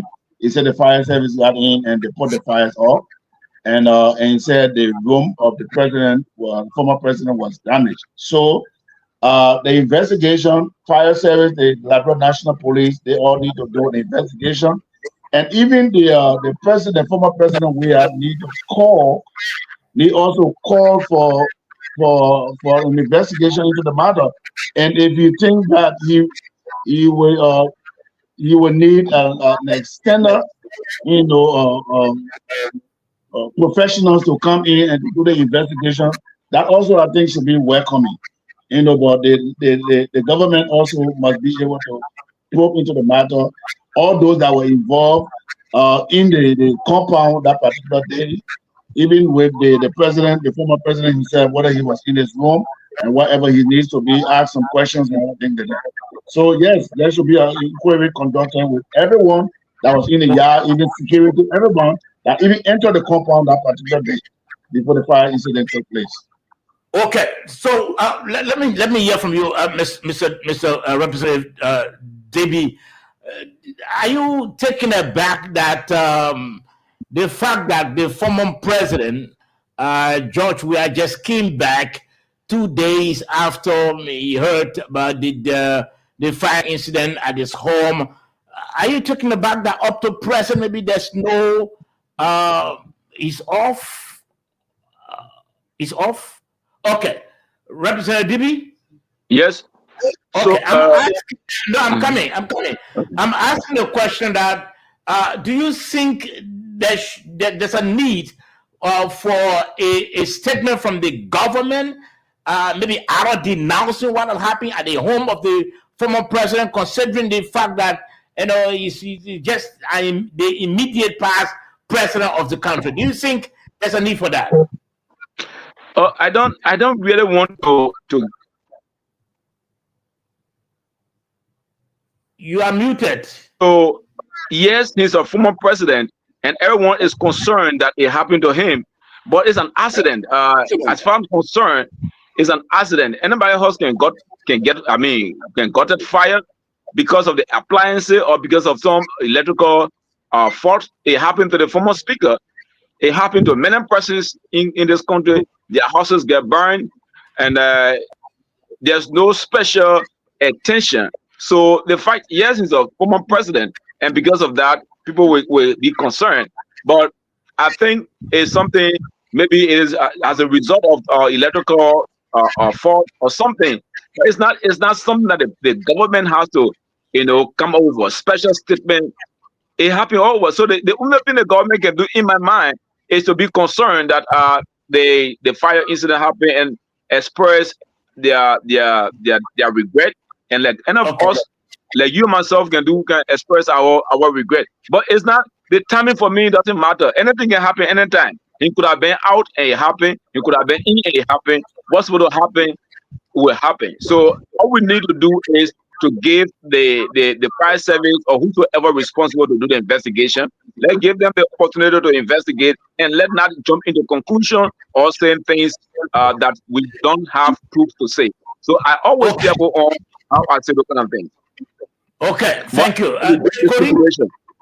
Okay. Yes, Mr. yes, Cody, yes. Well, thank you, Mr. Representative. If you haven't said anything good tonight, I think you have spoken now. You are right. I agree with you. No, but I've said what is good. I've said what is good, but it's relative. I've said what is good, but it's relative. My man, give me 10. I wish I was close for you to put on my back. And the only bad thing that is happening here tonight, your place is dark. I can't see your face. But actually, you have spoken. I agree with you. I don't want to see my face. My man, I need to see your face, man. But the place is dark. Mr. Okay, if you continue, they may hold you in contempt when you open you. I'm sorry. I'm sorry. Okay. All right. I don't wish anything bad for even my worst enemy, especially when it comes to a fire incident. When I heard the news this morning, I felt bad. George Weah has been my friend a long time. When I was Secretary General of IE, he was playing for us. Even when I became VP, you remember for him. Look for him for what? You did a movement for him, right? Yeah, we were talking about that. Mama man, don't take me off track, man. No, he's saying he's yes, go ahead. All right, I do not wish anything bad for anybody. When something like fire or even flood happens to anybody, we all should sympathize. And like the first two speakers said, the Reverend Toll and the man who is now my good friend, the representative, I will see you. I'm going to come to that Capitol building and see you there. You have spoken well. This still requires investigation. To say something happened in the bedroom of the former president, where we have the EPS and other security people and other people living in that yard, for it to happen in the bedroom, it requires investigation. We cannot conclude anything here now. I have read certain information on some Facebook pages, blaming United Party, we can't blame anybody now until after the investigation. We must know what has happened. In the bedroom, not even in the yard, to say the generator room was on fire, or the kitchen, or the outside kitchen was on, but the bedroom, this still requires investigation. Thank you. Okay, let's hear from let me just take my points from where Jimmy's start. But I think he spoke well. The only thing that I see here, Slobo, we try to politicize. Formula is low. Like DB Redley said, what I was trying to say is that what we're doing in this country, we try to politicize everything. Just a couple of days ago, the NSA director has got it on fire, burnt to ashes. Prince C. Johnson. Few days ago, there was some huge fire in the Johnsonville end. So fires are not, they're actually natural disaster. Those things do happen. Okay. But when you try to politicize it and make it seem like somebody is targeting somebody or there is somebody fighting in here, it doesn't occur well for the country. I listened to a lot of speakers. I read the statement from the CDC chairman trying to point finger and calling for international investigations. Like DB said, those things are not called for. Okay. The fire started in the former president's bedroom. It could be a coincidence. Even an extension cord plugged in the wall, left unattended, could catch a fire. So why are you trying to raise all of these alarms? And whenever we do these things, it doesn't stay in Liberia. We forget to know that we have an international team in this country trying to find a way if they can help us through the compact process. And then we start saying, the rule of law is falling apart. The people want to kill each other. They're doing X, Y, Z. They will take that negative aspect from here. It could affect us. It's not going to affect President Boakai. No. It's going to affect the Liberian people. It's not going to affect only Unity Party citizens or CDC. So the way in which we market ourselves. In fact, I was even told today that when the fire service, the police, and even our team from LEC went there, they were stopped from going into the premises. Come on. If you don't trust the people, then assign your own people with them to go in there and investigate. Because even if you bring the international people, they're not going there. They won't go there alone. They will have to be accompanied by either the people from the police or the people from fire service. That's how it is done. Okay. But we need to lower the political tone. Elections are over. We get almost 4 more years to go into elections. Yeah. Let's try to portray the positive image of our country, because if we do that, it will sow a better seed for all of us. Okay, let's try to get Mr. Martin Singh on the line. Tukpa, he's one of our guests, but he always having problem with the internet, so he sought to call direct. And let's hear from you. We are on the topic regarding the fire incident at the home of the former president. Let's hear your take regarding that. Okay, thank you. Good evening to your panelists and good evening to the listening audience. My name is Martin Singh, like Mr. Lobo said, and I live in Monrovia. I'm the national chairperson of the Coordinating Council, and I want to appreciate you, Mr. Lobo, for always extending the invite or the invitation to us so that we can give our input as the way we see things in this. The topic of discussion, we strongly believe that what is unfolding is not anything that was set up by quote unquote the government, or to say that the government is also involved into this act. But we believe that the fire incident at the former president's house need to be looked into thoroughly. There's a likelihood that there is something that may have taken place there. So as it stands, our former president need to give some level of explanation to how they at that particular place. Because, mind you, hello? Yeah, go ahead quickly. Hello? Yes, go ahead quickly. Because, I find it a science background. Fire is always caused by what there's a process that we light and heat is produced. When you have a light somewhere and they have a heat, then you can have a combustion that will take place. So there is no way that the fire got into a living room, and that way you don't have heat taking place there. So probably there could be some elements that were used or that were being dropped into a living room, either by him, because it was when he a mother. So he needs to give a lot of clarity to the librarian. Okay, so let's ask you before we take leave of you. You think that given the fact that he's the immediate past president, you think there's a need for the government to come up with a statement, maybe trying to empathize with him? You think there was a need for that? As it stands in the world, whenever an incident of that nature takes place, there's a need that people empathize with the person.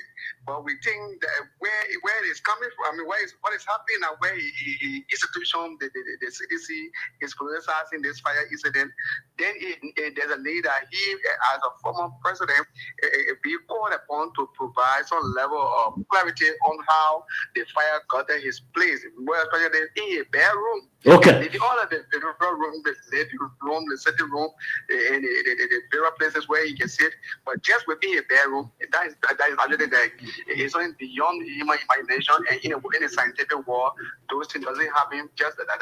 It's okay. A cause that will take place on that. Okay, many thanks. We'll call you again to make your point on our last discussion. Let's try to go to our last topic now. That has to do with the contract that the government is entering to give out more oil blocks. We heard about Total Energies initially. We are now hearing about another contract. Let's try to okay. Says President Boyka welcomes new petroleum agreement with Oranto, pledges responsible development of Liberia's resources. President Joseph Yuma Boyka has welcomed the signing of production sharing contracts between the Liberia Petroleum Regulatory Authority, the LPRA, and Atlas Oranto Petroleum, granting exploratory rights over offshore blocks LB15, LB16, LB22, and LB24. Wow. The signing ceremony took place in Paris, France. The contracts, which include a signature bonus of US 60 million and an estimated investment value of US 200 million per block, represent an important step in reviving Liberia's oil and gas sector. After more than a decade of limited activity, they followed a recent agreement with Total Engines and further demonstrated Liberia's readiness to responsibly engage credible investors. Reverend Dr. Christo, let's hear from you on this one. We are giving out more oil blocks. After the first one we've gave to Total Energies, we are about to give another to Oranto. What's your comment? What's your take? Okay, I think when you want to be successful, at times you have to make a lot of interventions, and to become prosperous, you have to take a lot of risks factors. So to become a rich person, also you got to invest, and when you're doing your investment, there are risk factors also involved. And so Liberia, we have done it before, the previous government, yet we have some challenges. There was some corruption around the process. Howbeit, we cannot say because we have some challenges, we cannot still go out for something better. And I think we need, as I said the last time, we need to celebrate those good things, and that will be able to bring some good return to our economy and better the lives of our people. For Liberia to become a middle income country by 2030, it requires a lot of economic intervention.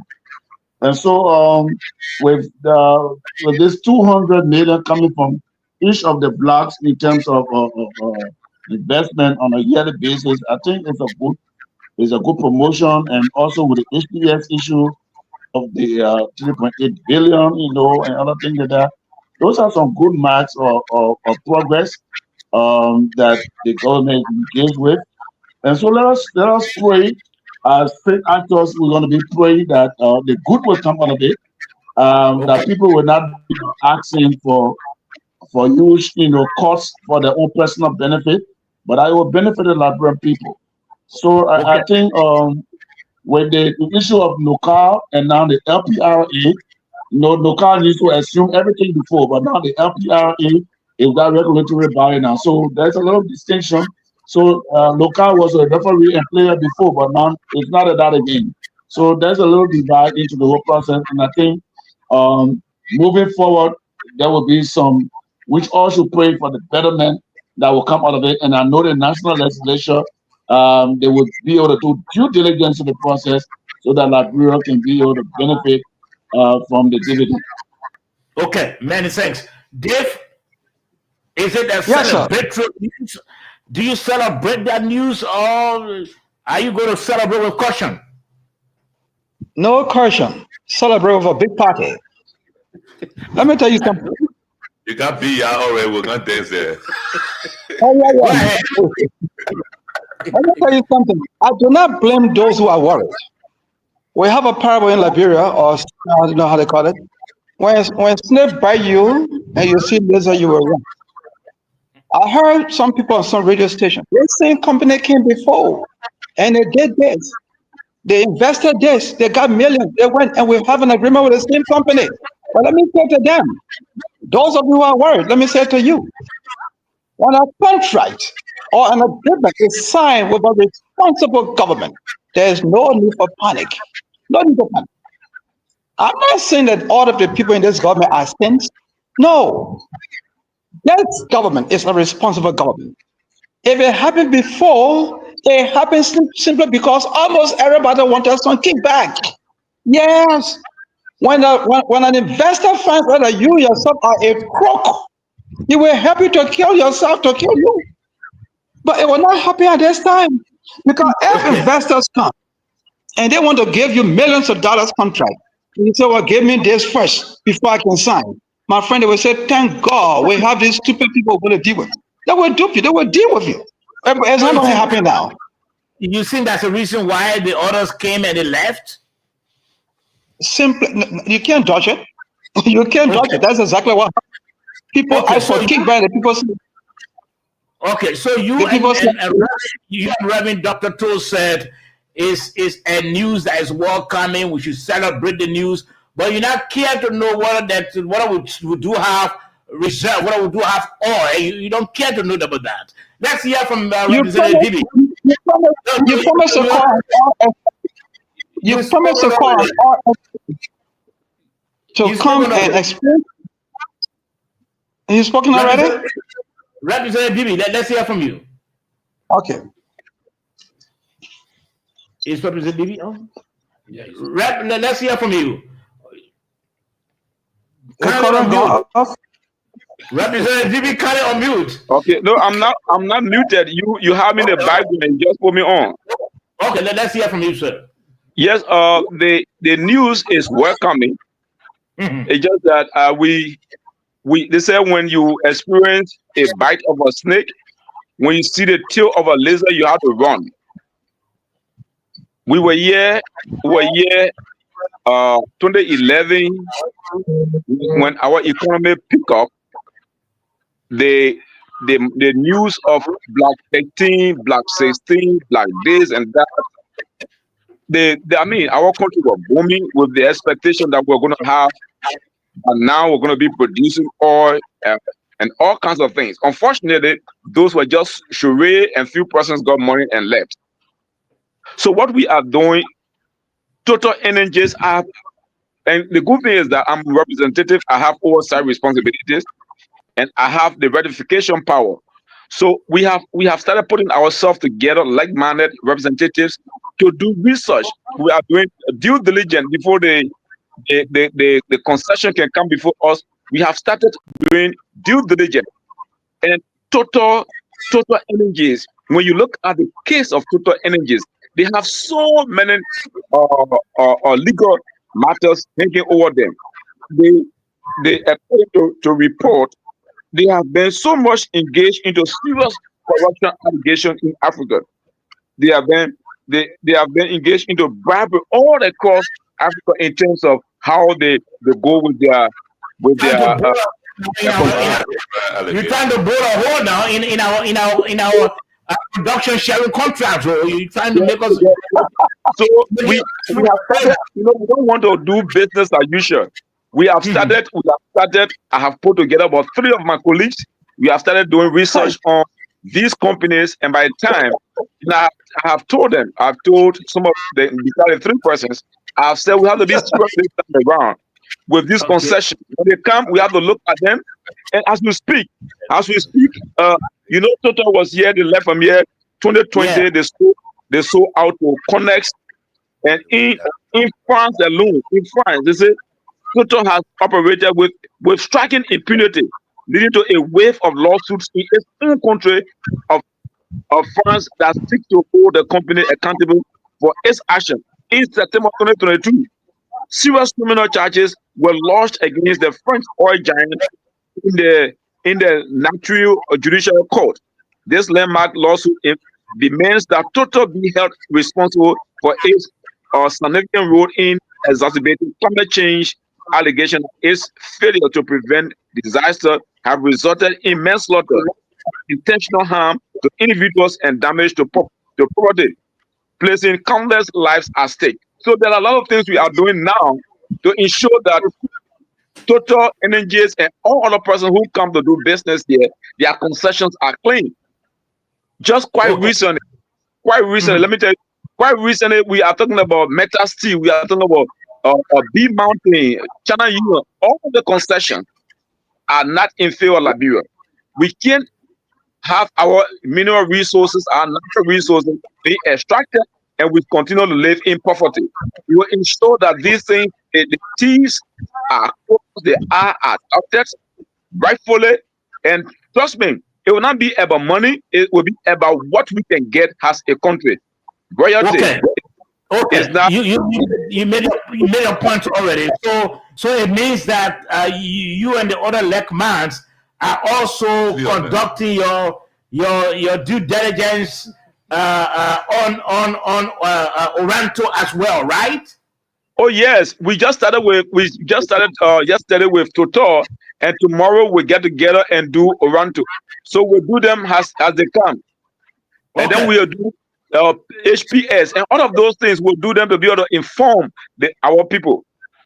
Okay, thank you, Rep. Thank you very much. Let's hear from you, Mr. Edwin Fambul. And Mr. Fambul worked before with NOCAL. Now he's in the employ of LEC, and so he understands this whole oil sector issue. Let's hear from you. You just heard Representative DB saying the production sharing contract we were celebrating initially with Energies Total.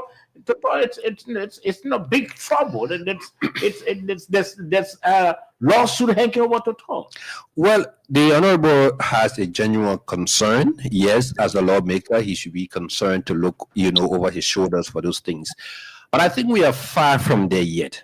And like the Reverend said, sometimes we need to sit and understand the industry, how it works, before we start to make some of these, pronouncements or projections or so. And a lot of people don't understand what happened when most of these super majors started leaving Liberia. It was the same politics. Liberia is a green field, meaning that we have not discovered anything of significant value in Liberia. Okay. So even these production sharing contract or exploration contract that have been signed is just for exploration, meaning that these companies are taking a major risk to come and explore your basin. After they've paid their bonus. After they pay all of these bonus, there's no assurance that there is oil on your basin except they drilled and then they make a fine. When I was in NOCAD almost 10 years ago, to bring one rig to drill in the water below 500 meters, it cost the company $1 million a day. Wow. Just to station the rig on your waters. So if they're going to be here for 60 days, that's $60 million. So all of them know that we're causing, oh no, you have to do this, you have to keep the other Black Pearl moratorium. It led to the super majors losing appetite. Because Chevron, ExxonMobil, between those people, they spent almost $1 billion here and got nothing out. They took their losses. So why didn't they get anything? Because they never find anything of commercial quantity.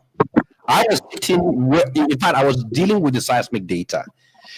What we don't understand, the last time one of your panelists was here trying to make noise. So Liberia has a contract with a company called TGS NOPEC. In fact, I was even seconded to them when I was working at NOCAD. I was in Houston for 6 months. They came here in 2014. We went offshore. I was off the coast of Liberia for 3 months. We were doing seismic acquisition. They brought a vessel called Polacos Asima. We were at sea for 3 months. To keep that vessel here a day, it was costing them $1.5 million. A month, it was costing them $1.5 million every month to keep that vessel here, right? Well, a day, not a month. Yeah. They were here for 60. They were here for 60 days. It cost them almost $1 million just to do the seismic acquisition. To tell you the expense behind these things, Liberia in the next 100 years, Liberia will never take that risk to say we're going to bring a vessel here that will cost us $1.5 million a day to do seismic acquisition, or we're going to bring a drilling rig here on our own. Yeah. That we have 20% chance of getting that money back. We're not going to do it. So these super majors, they have the capital, they have the money, they will take the risks. So they come and say, they are prepared to take the risks. They're prepared to take the risks. You know, I hear him talking about Total. Total is one of the companies that have the technology. Liberia has two different. We have two set of basin. We have ultra deep basin. That's not a lot of these companies around the world has the technology to drill ultra deep, meaning that any depth above 500 meters. Yeah, that's ultra deep. Now, most of the wells that we've drilled around here, we drill them in deep water below 500 meters or so. So Total and others are saying, look, yes, we've seen seepages, we've seen samples of, petroleum within the basin, but we think it might go further down because it's a reservoir under the, ocean bed. So it's possible that if it's sat here for some time, it will find its way to move further down. So you can drill well here, but there's a reservoir here. You may not find anything, but you will see a sample that, yes, once upon a time, there's a track here that, petroleum is in this area. So you have to go further down. So going further is expensive because the depth of the water. Wow. All right. But before you can even find that, you have to go and drill.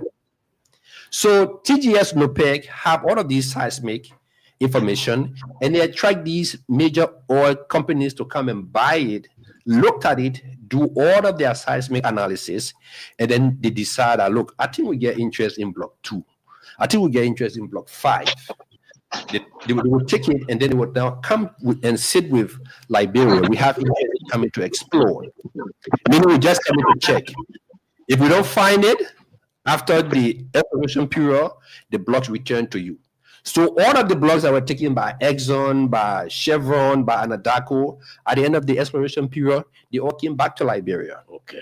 So even this guy right now, they talking about Oronto, that's a Nigerian guy called Ata Easy. Yeah.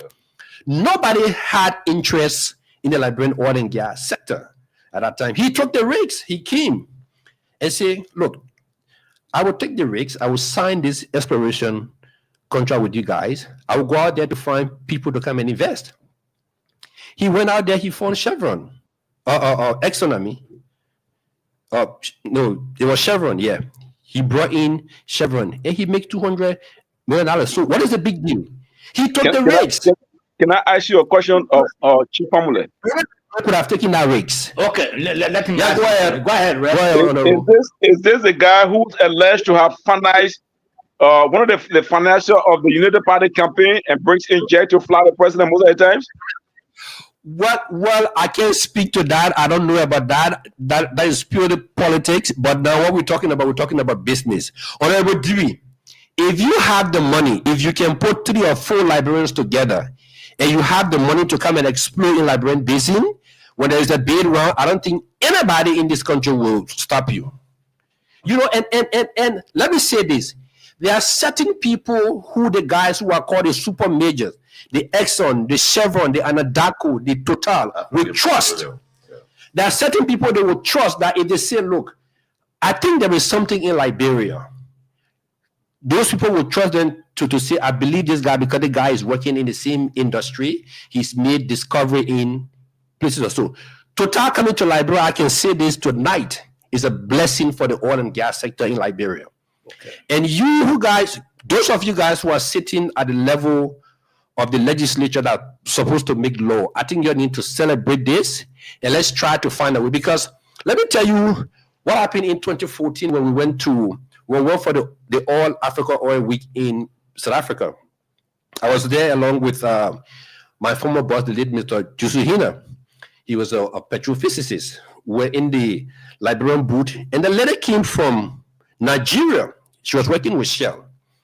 And after we discussed, and she turned to us, she said to me, you guys are very knowledgeable and you look very young, but let me give you one advice. I said, why?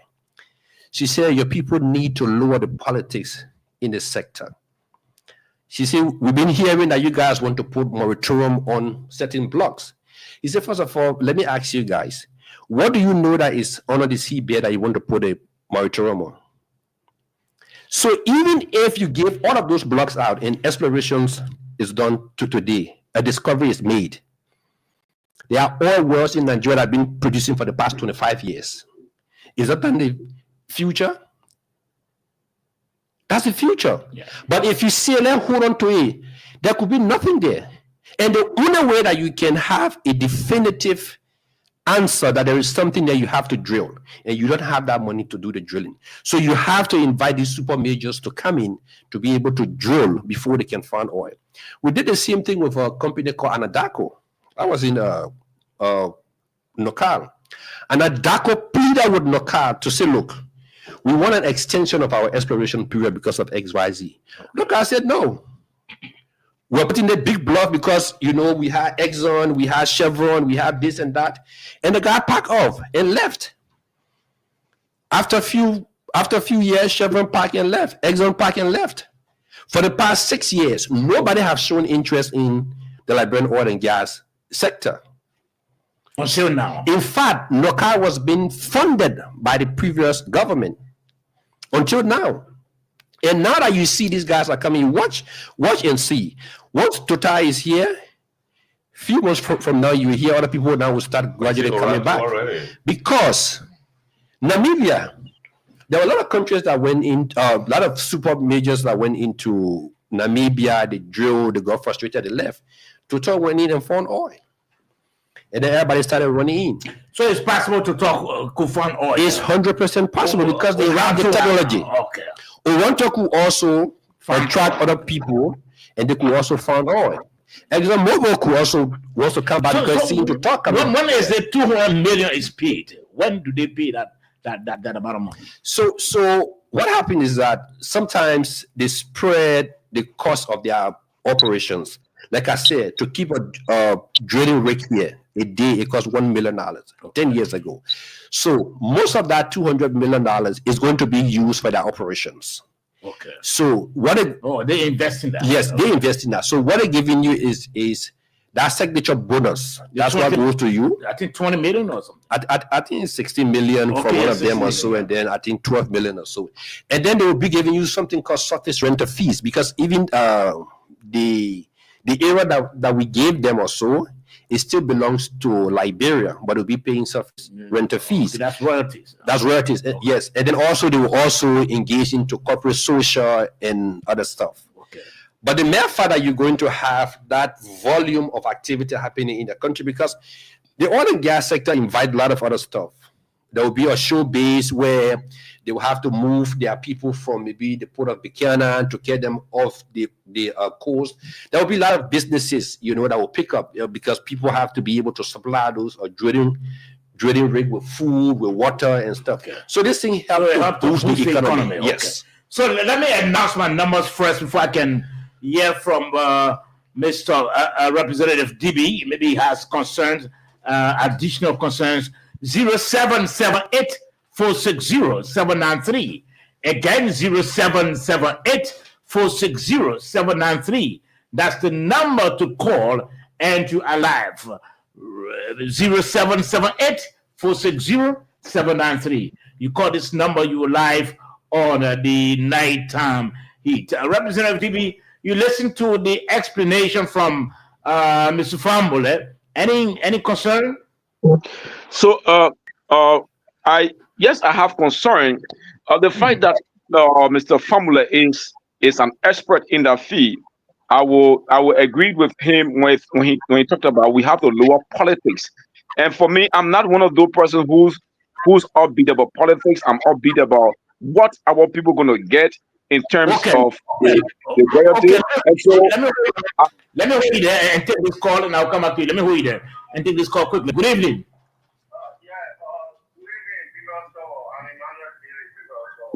Yes, sir. Let's hear from you. I'm joining from the country of West Point. As following your guests or the panelists in studio, I think they are making space for the discussion. For my only disappointment is the whole thing that was Orento. Orento, that company that is owning by Nigeria, after it. I think that guy didn't do well for the country during the first view. In that period, I think 2007 or 2008. even research the GST report on that Ebereva Orento company. It would be interesting to you that as a Liberian, you not even want to hear the name Orento in this country to discuss about our oil sector. I think Orento shouldn't be anywhere close discussing about oil.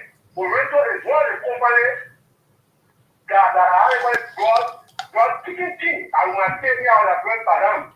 You just can't get a for 200,000 as a fee in 24. I heard then you just drop that I deliver fee for what 260 million. So then you coming back to get 12 million as a fee. They sold there or also a casino. Saying Orlando is one of the no, Orlando shouldn't be because anything about what I think Shannon to talk, I think the photo of Benedict is live Benedict when he covered it Orlando. Okay, you make a point. Let's get another call on the line quickly. Good evening. But I want to brush that. Hello. Good evening. Good evening. Oh, George, how you doing? I'm okay.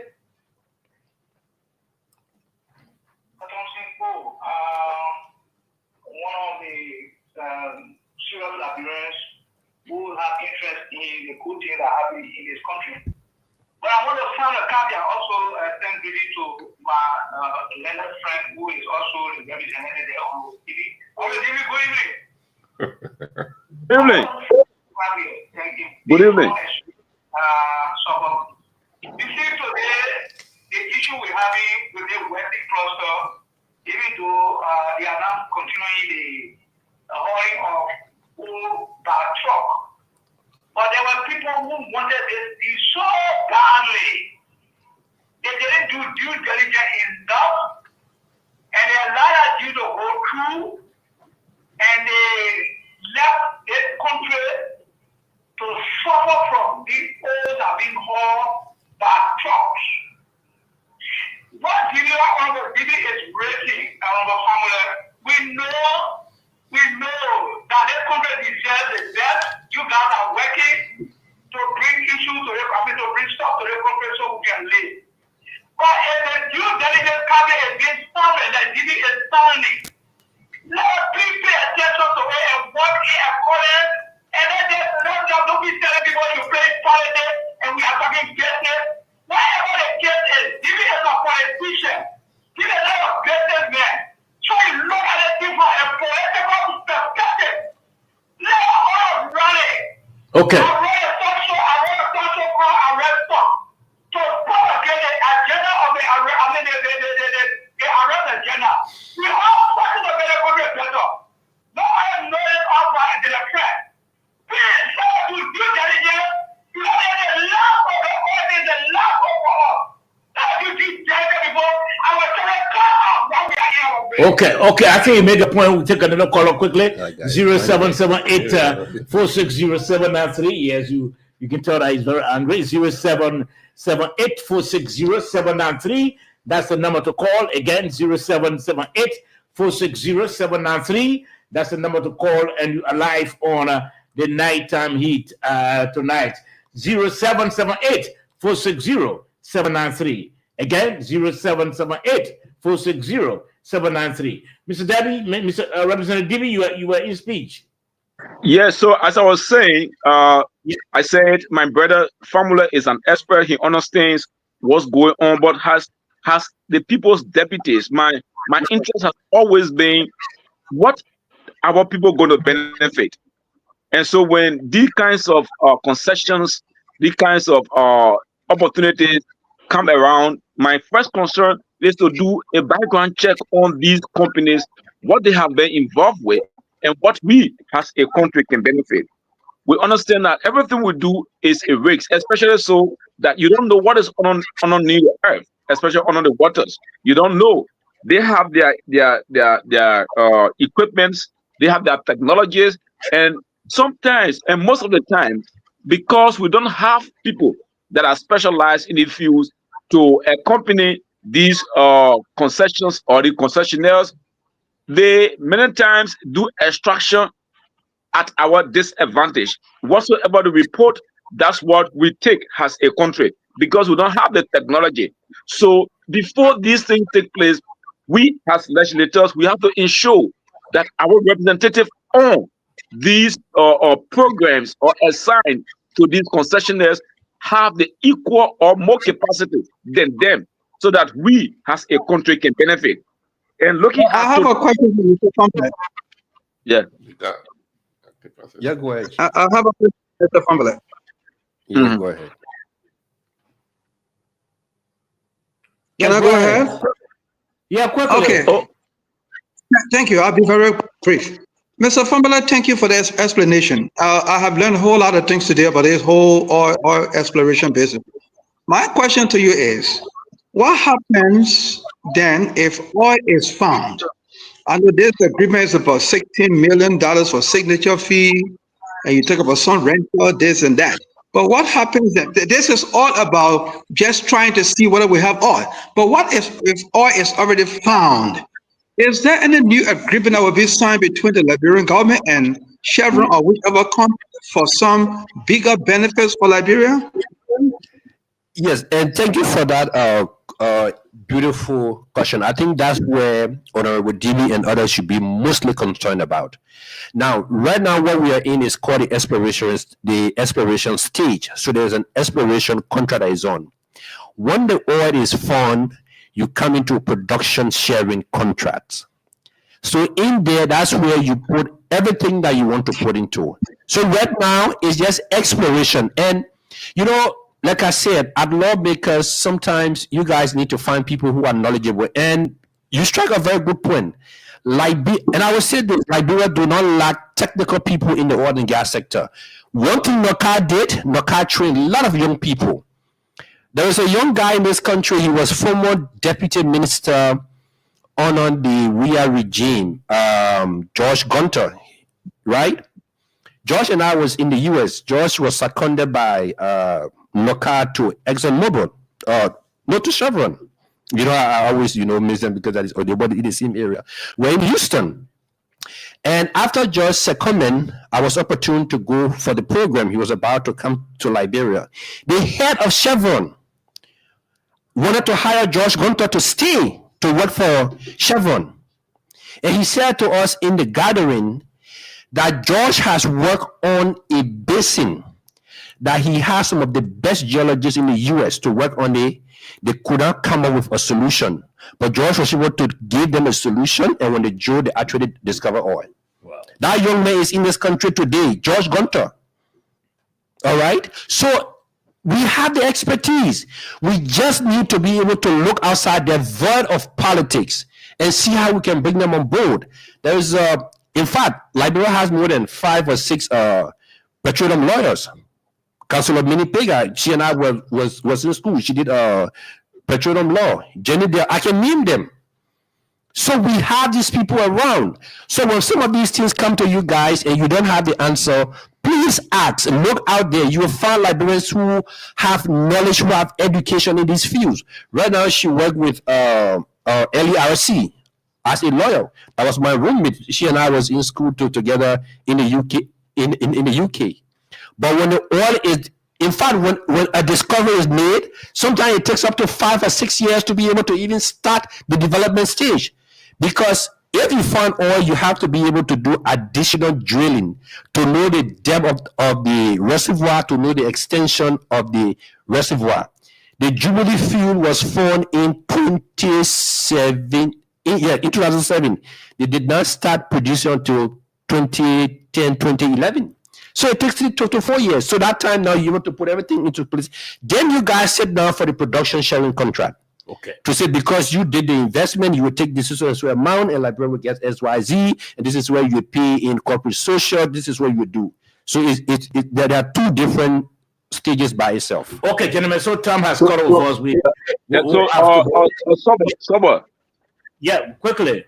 Yeah. So before the Honorable Koti came in, I was talking about the importance of having people like Fambule in every stage of our process. In that way, Liberia benefits is what I was talking about.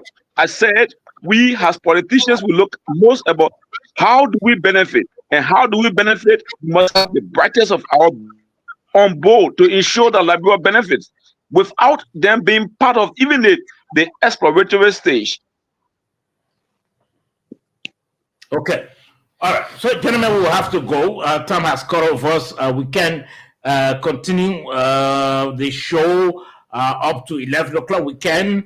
We've been discussing 3 major topics. So we just have to have to go around the table to get our parting comments. And then we all can close up and leave. Let me begin with you, Representative, Reverend Dr. Chris Stoll. Let's hear from you, from the Council of Churches perspectives. The public show his face. Yeah, okay. Thank you very much. And that's a good show today. And I want to say that let us as Liberians continue the pathway of celebration. We have challenges even within the church, in the faith community, we are in the civil society, we have challenges, but let us celebrate our achievement. Let us celebrate the good things that will bring some good dividends to our country. On the issue with regard to the oil that we're talking about, the exploration of the oil, I want to thank Mr. Famula for that great presentation. The faith community, especially the Council of Churches, we are available to be able to see how we can be able to help in the information dissemination. Is important for our people, because if our people don't understand a lot of those things, they go with different perception, and politics drive them away from the reality. The Bible talks about the truth. When the truth is said, when the truth is made, the truth will set you free. And so I think we avail ourselves to be able to work along with all the different connectors that will be able to help to move our country forward. And let us do that, and let us try to put politics aside. And let us look at the whole issue of the technical aspect that will develop our country. Because politicians will come and politicians will go, but Liberia will remain. Thank you. Okay, made your point. Thank you very much. Dave Coty, let's hear from you. Your parting comment. I want to thank you for bringing Mr. Famula tonight, and please bring him again. A lot of people who are listening tonight learn a lot from you. And Mr. Famula, please find a way to go to different radio stations to explain this thing. Most people don't understand. We just see that money is already here, and I like the way you put it. This is just an exploration period, and after that, then the real deal will come. But please answer this question for me quickly. You say you were a lady, were colleagues, and she was your roommate. What is that a concern to you?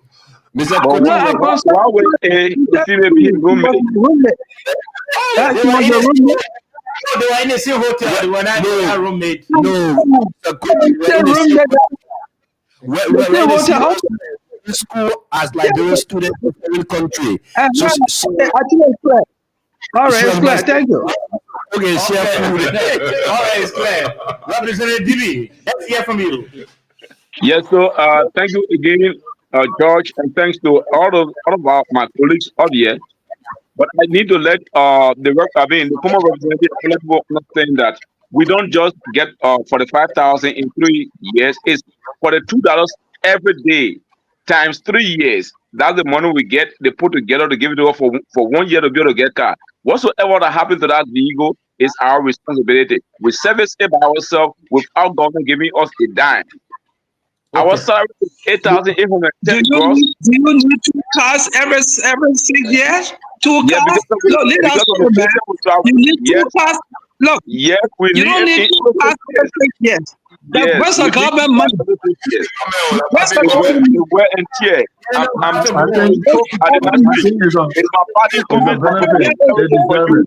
You need to listen to me. My people is 40 years old and still going well. You don't go anywhere. I got a car to send you just drive from here to Brooklyn and bike. For us, we have to go back to French. So you don't do that. Hello. Can you please allow me to make my comment? Don't break the no, but don't talk about the don't talk about the car. Don't talk about it. If you talk about the car, they have to come back. No. Don't talk about the car. I have to talk No, about no, no, no, no. we can talk about yours. You have to let me talk. You can't do that. Gentlemen, I think this is a very good conversation. It's good for our country. I make my parting comment, and you have to allow me to do that. Yes, go No, ahead. you can't. No, You don't tell me you're what not. I can do. You can't tell Let's me talk what I about the car. You don't have to tell me what to end on. We have several things we'll talk about. You can't restrict me. You can't restrict me. You can't restrict me. We have a lot of things we'll talk about. I can decide to end it. It's my party. You went and started talking about girlfriend business. You had an opportunity to talk. Is that opportunity to ask the man about what are the women that a man girlfriend? all the national issue we talk, you never had anything to do but to ask the man about girlfriend business. We have to listen to Mr. Fambule to close up. So let me close up. Let me close up. So again, yes. But we can go ahead. We can close up. So I want to again say, all we need to do in this country is to ensure that the right things are done. The more we pay attention to our country, the better it is for all of us. Thank you for everything, and let's continue to put Liberia first. Okay. Thank you, Honorable. Yes, Slobo, I want to say a big thank you to you and all of your panelists for bringing me on. And like the former lawmaker on Awokoti said, I'm always available as a Liberian, as a young Liberian, to be able to provide my own expertise and understanding. You know, these conversations are good, you know, for our country, because what you don't want to do is to give the people the misinformation or impression that these people are coming to exploit us, they're coming to take our resources, and they're coming to do XYZ. The more we try to educate our people to understand it, the better they will understand. You know, I heard one of your caller angry. Oh, we don't want to see this Oronto man. He came with this. First of all, I can boldly say that the man did nothing wrong. Is that Slower, you come and rent a property from me to say, okay, Fambule, I will take your house for $50. And then because the community that I'm housing, after a few months, other rich people start moving in the area. And then you go, you give the house up for $200. What does that have to do with me? No. You've committed no crime. Sure. You know, so people should understand these things. And even the Arthur Easy guy they're talking about, it was because of Arthur Easy that Chevron came to Liberia. He brought Chevron. Chevron just did not just jump up and say, "Oh, we'll come." He had to go and convince them. Okay, we'll have yeah. So these are things, but I think these things are good. Okay. And I'm always ready and willing to be here with you. Thank you. Okay, George. I just want to speak simple English to the ordinary people. The oil business here, the people not coming to take oil from Liberia here. They coming here to come see what our oil is in Liberia. So they'll be paying Liberia while they are here, looking for that oil. When they see the oil in Liberia, then they will come back to the government of Liberia. They will sit down. They will sign different agreement how that oil will be taken from Liberia and how it will be sold. No oil here. The people coming, they pay their own money to come look for it. Okay, fine. Thank you very much. Let's reference a few of our viewers, not all of them. Silikitra Warren, I didn't say from where he's watching. Phoenicius J. Both, he didn't say from where. Nessa M. Jegbada, they didn't say from where. Gloria Boyu passed away, I'm sure from the U.S. Victor Molba from Freeport, he's been watching. Henry T. Toll Jr. from Caldwell. Ophido S. George from home. Roger M. Doe from the borough of Newtown.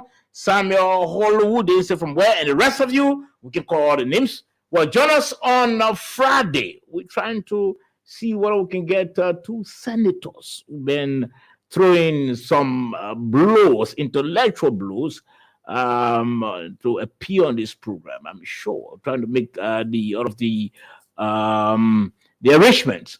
Senator Jan Twine and maybe back to quarters.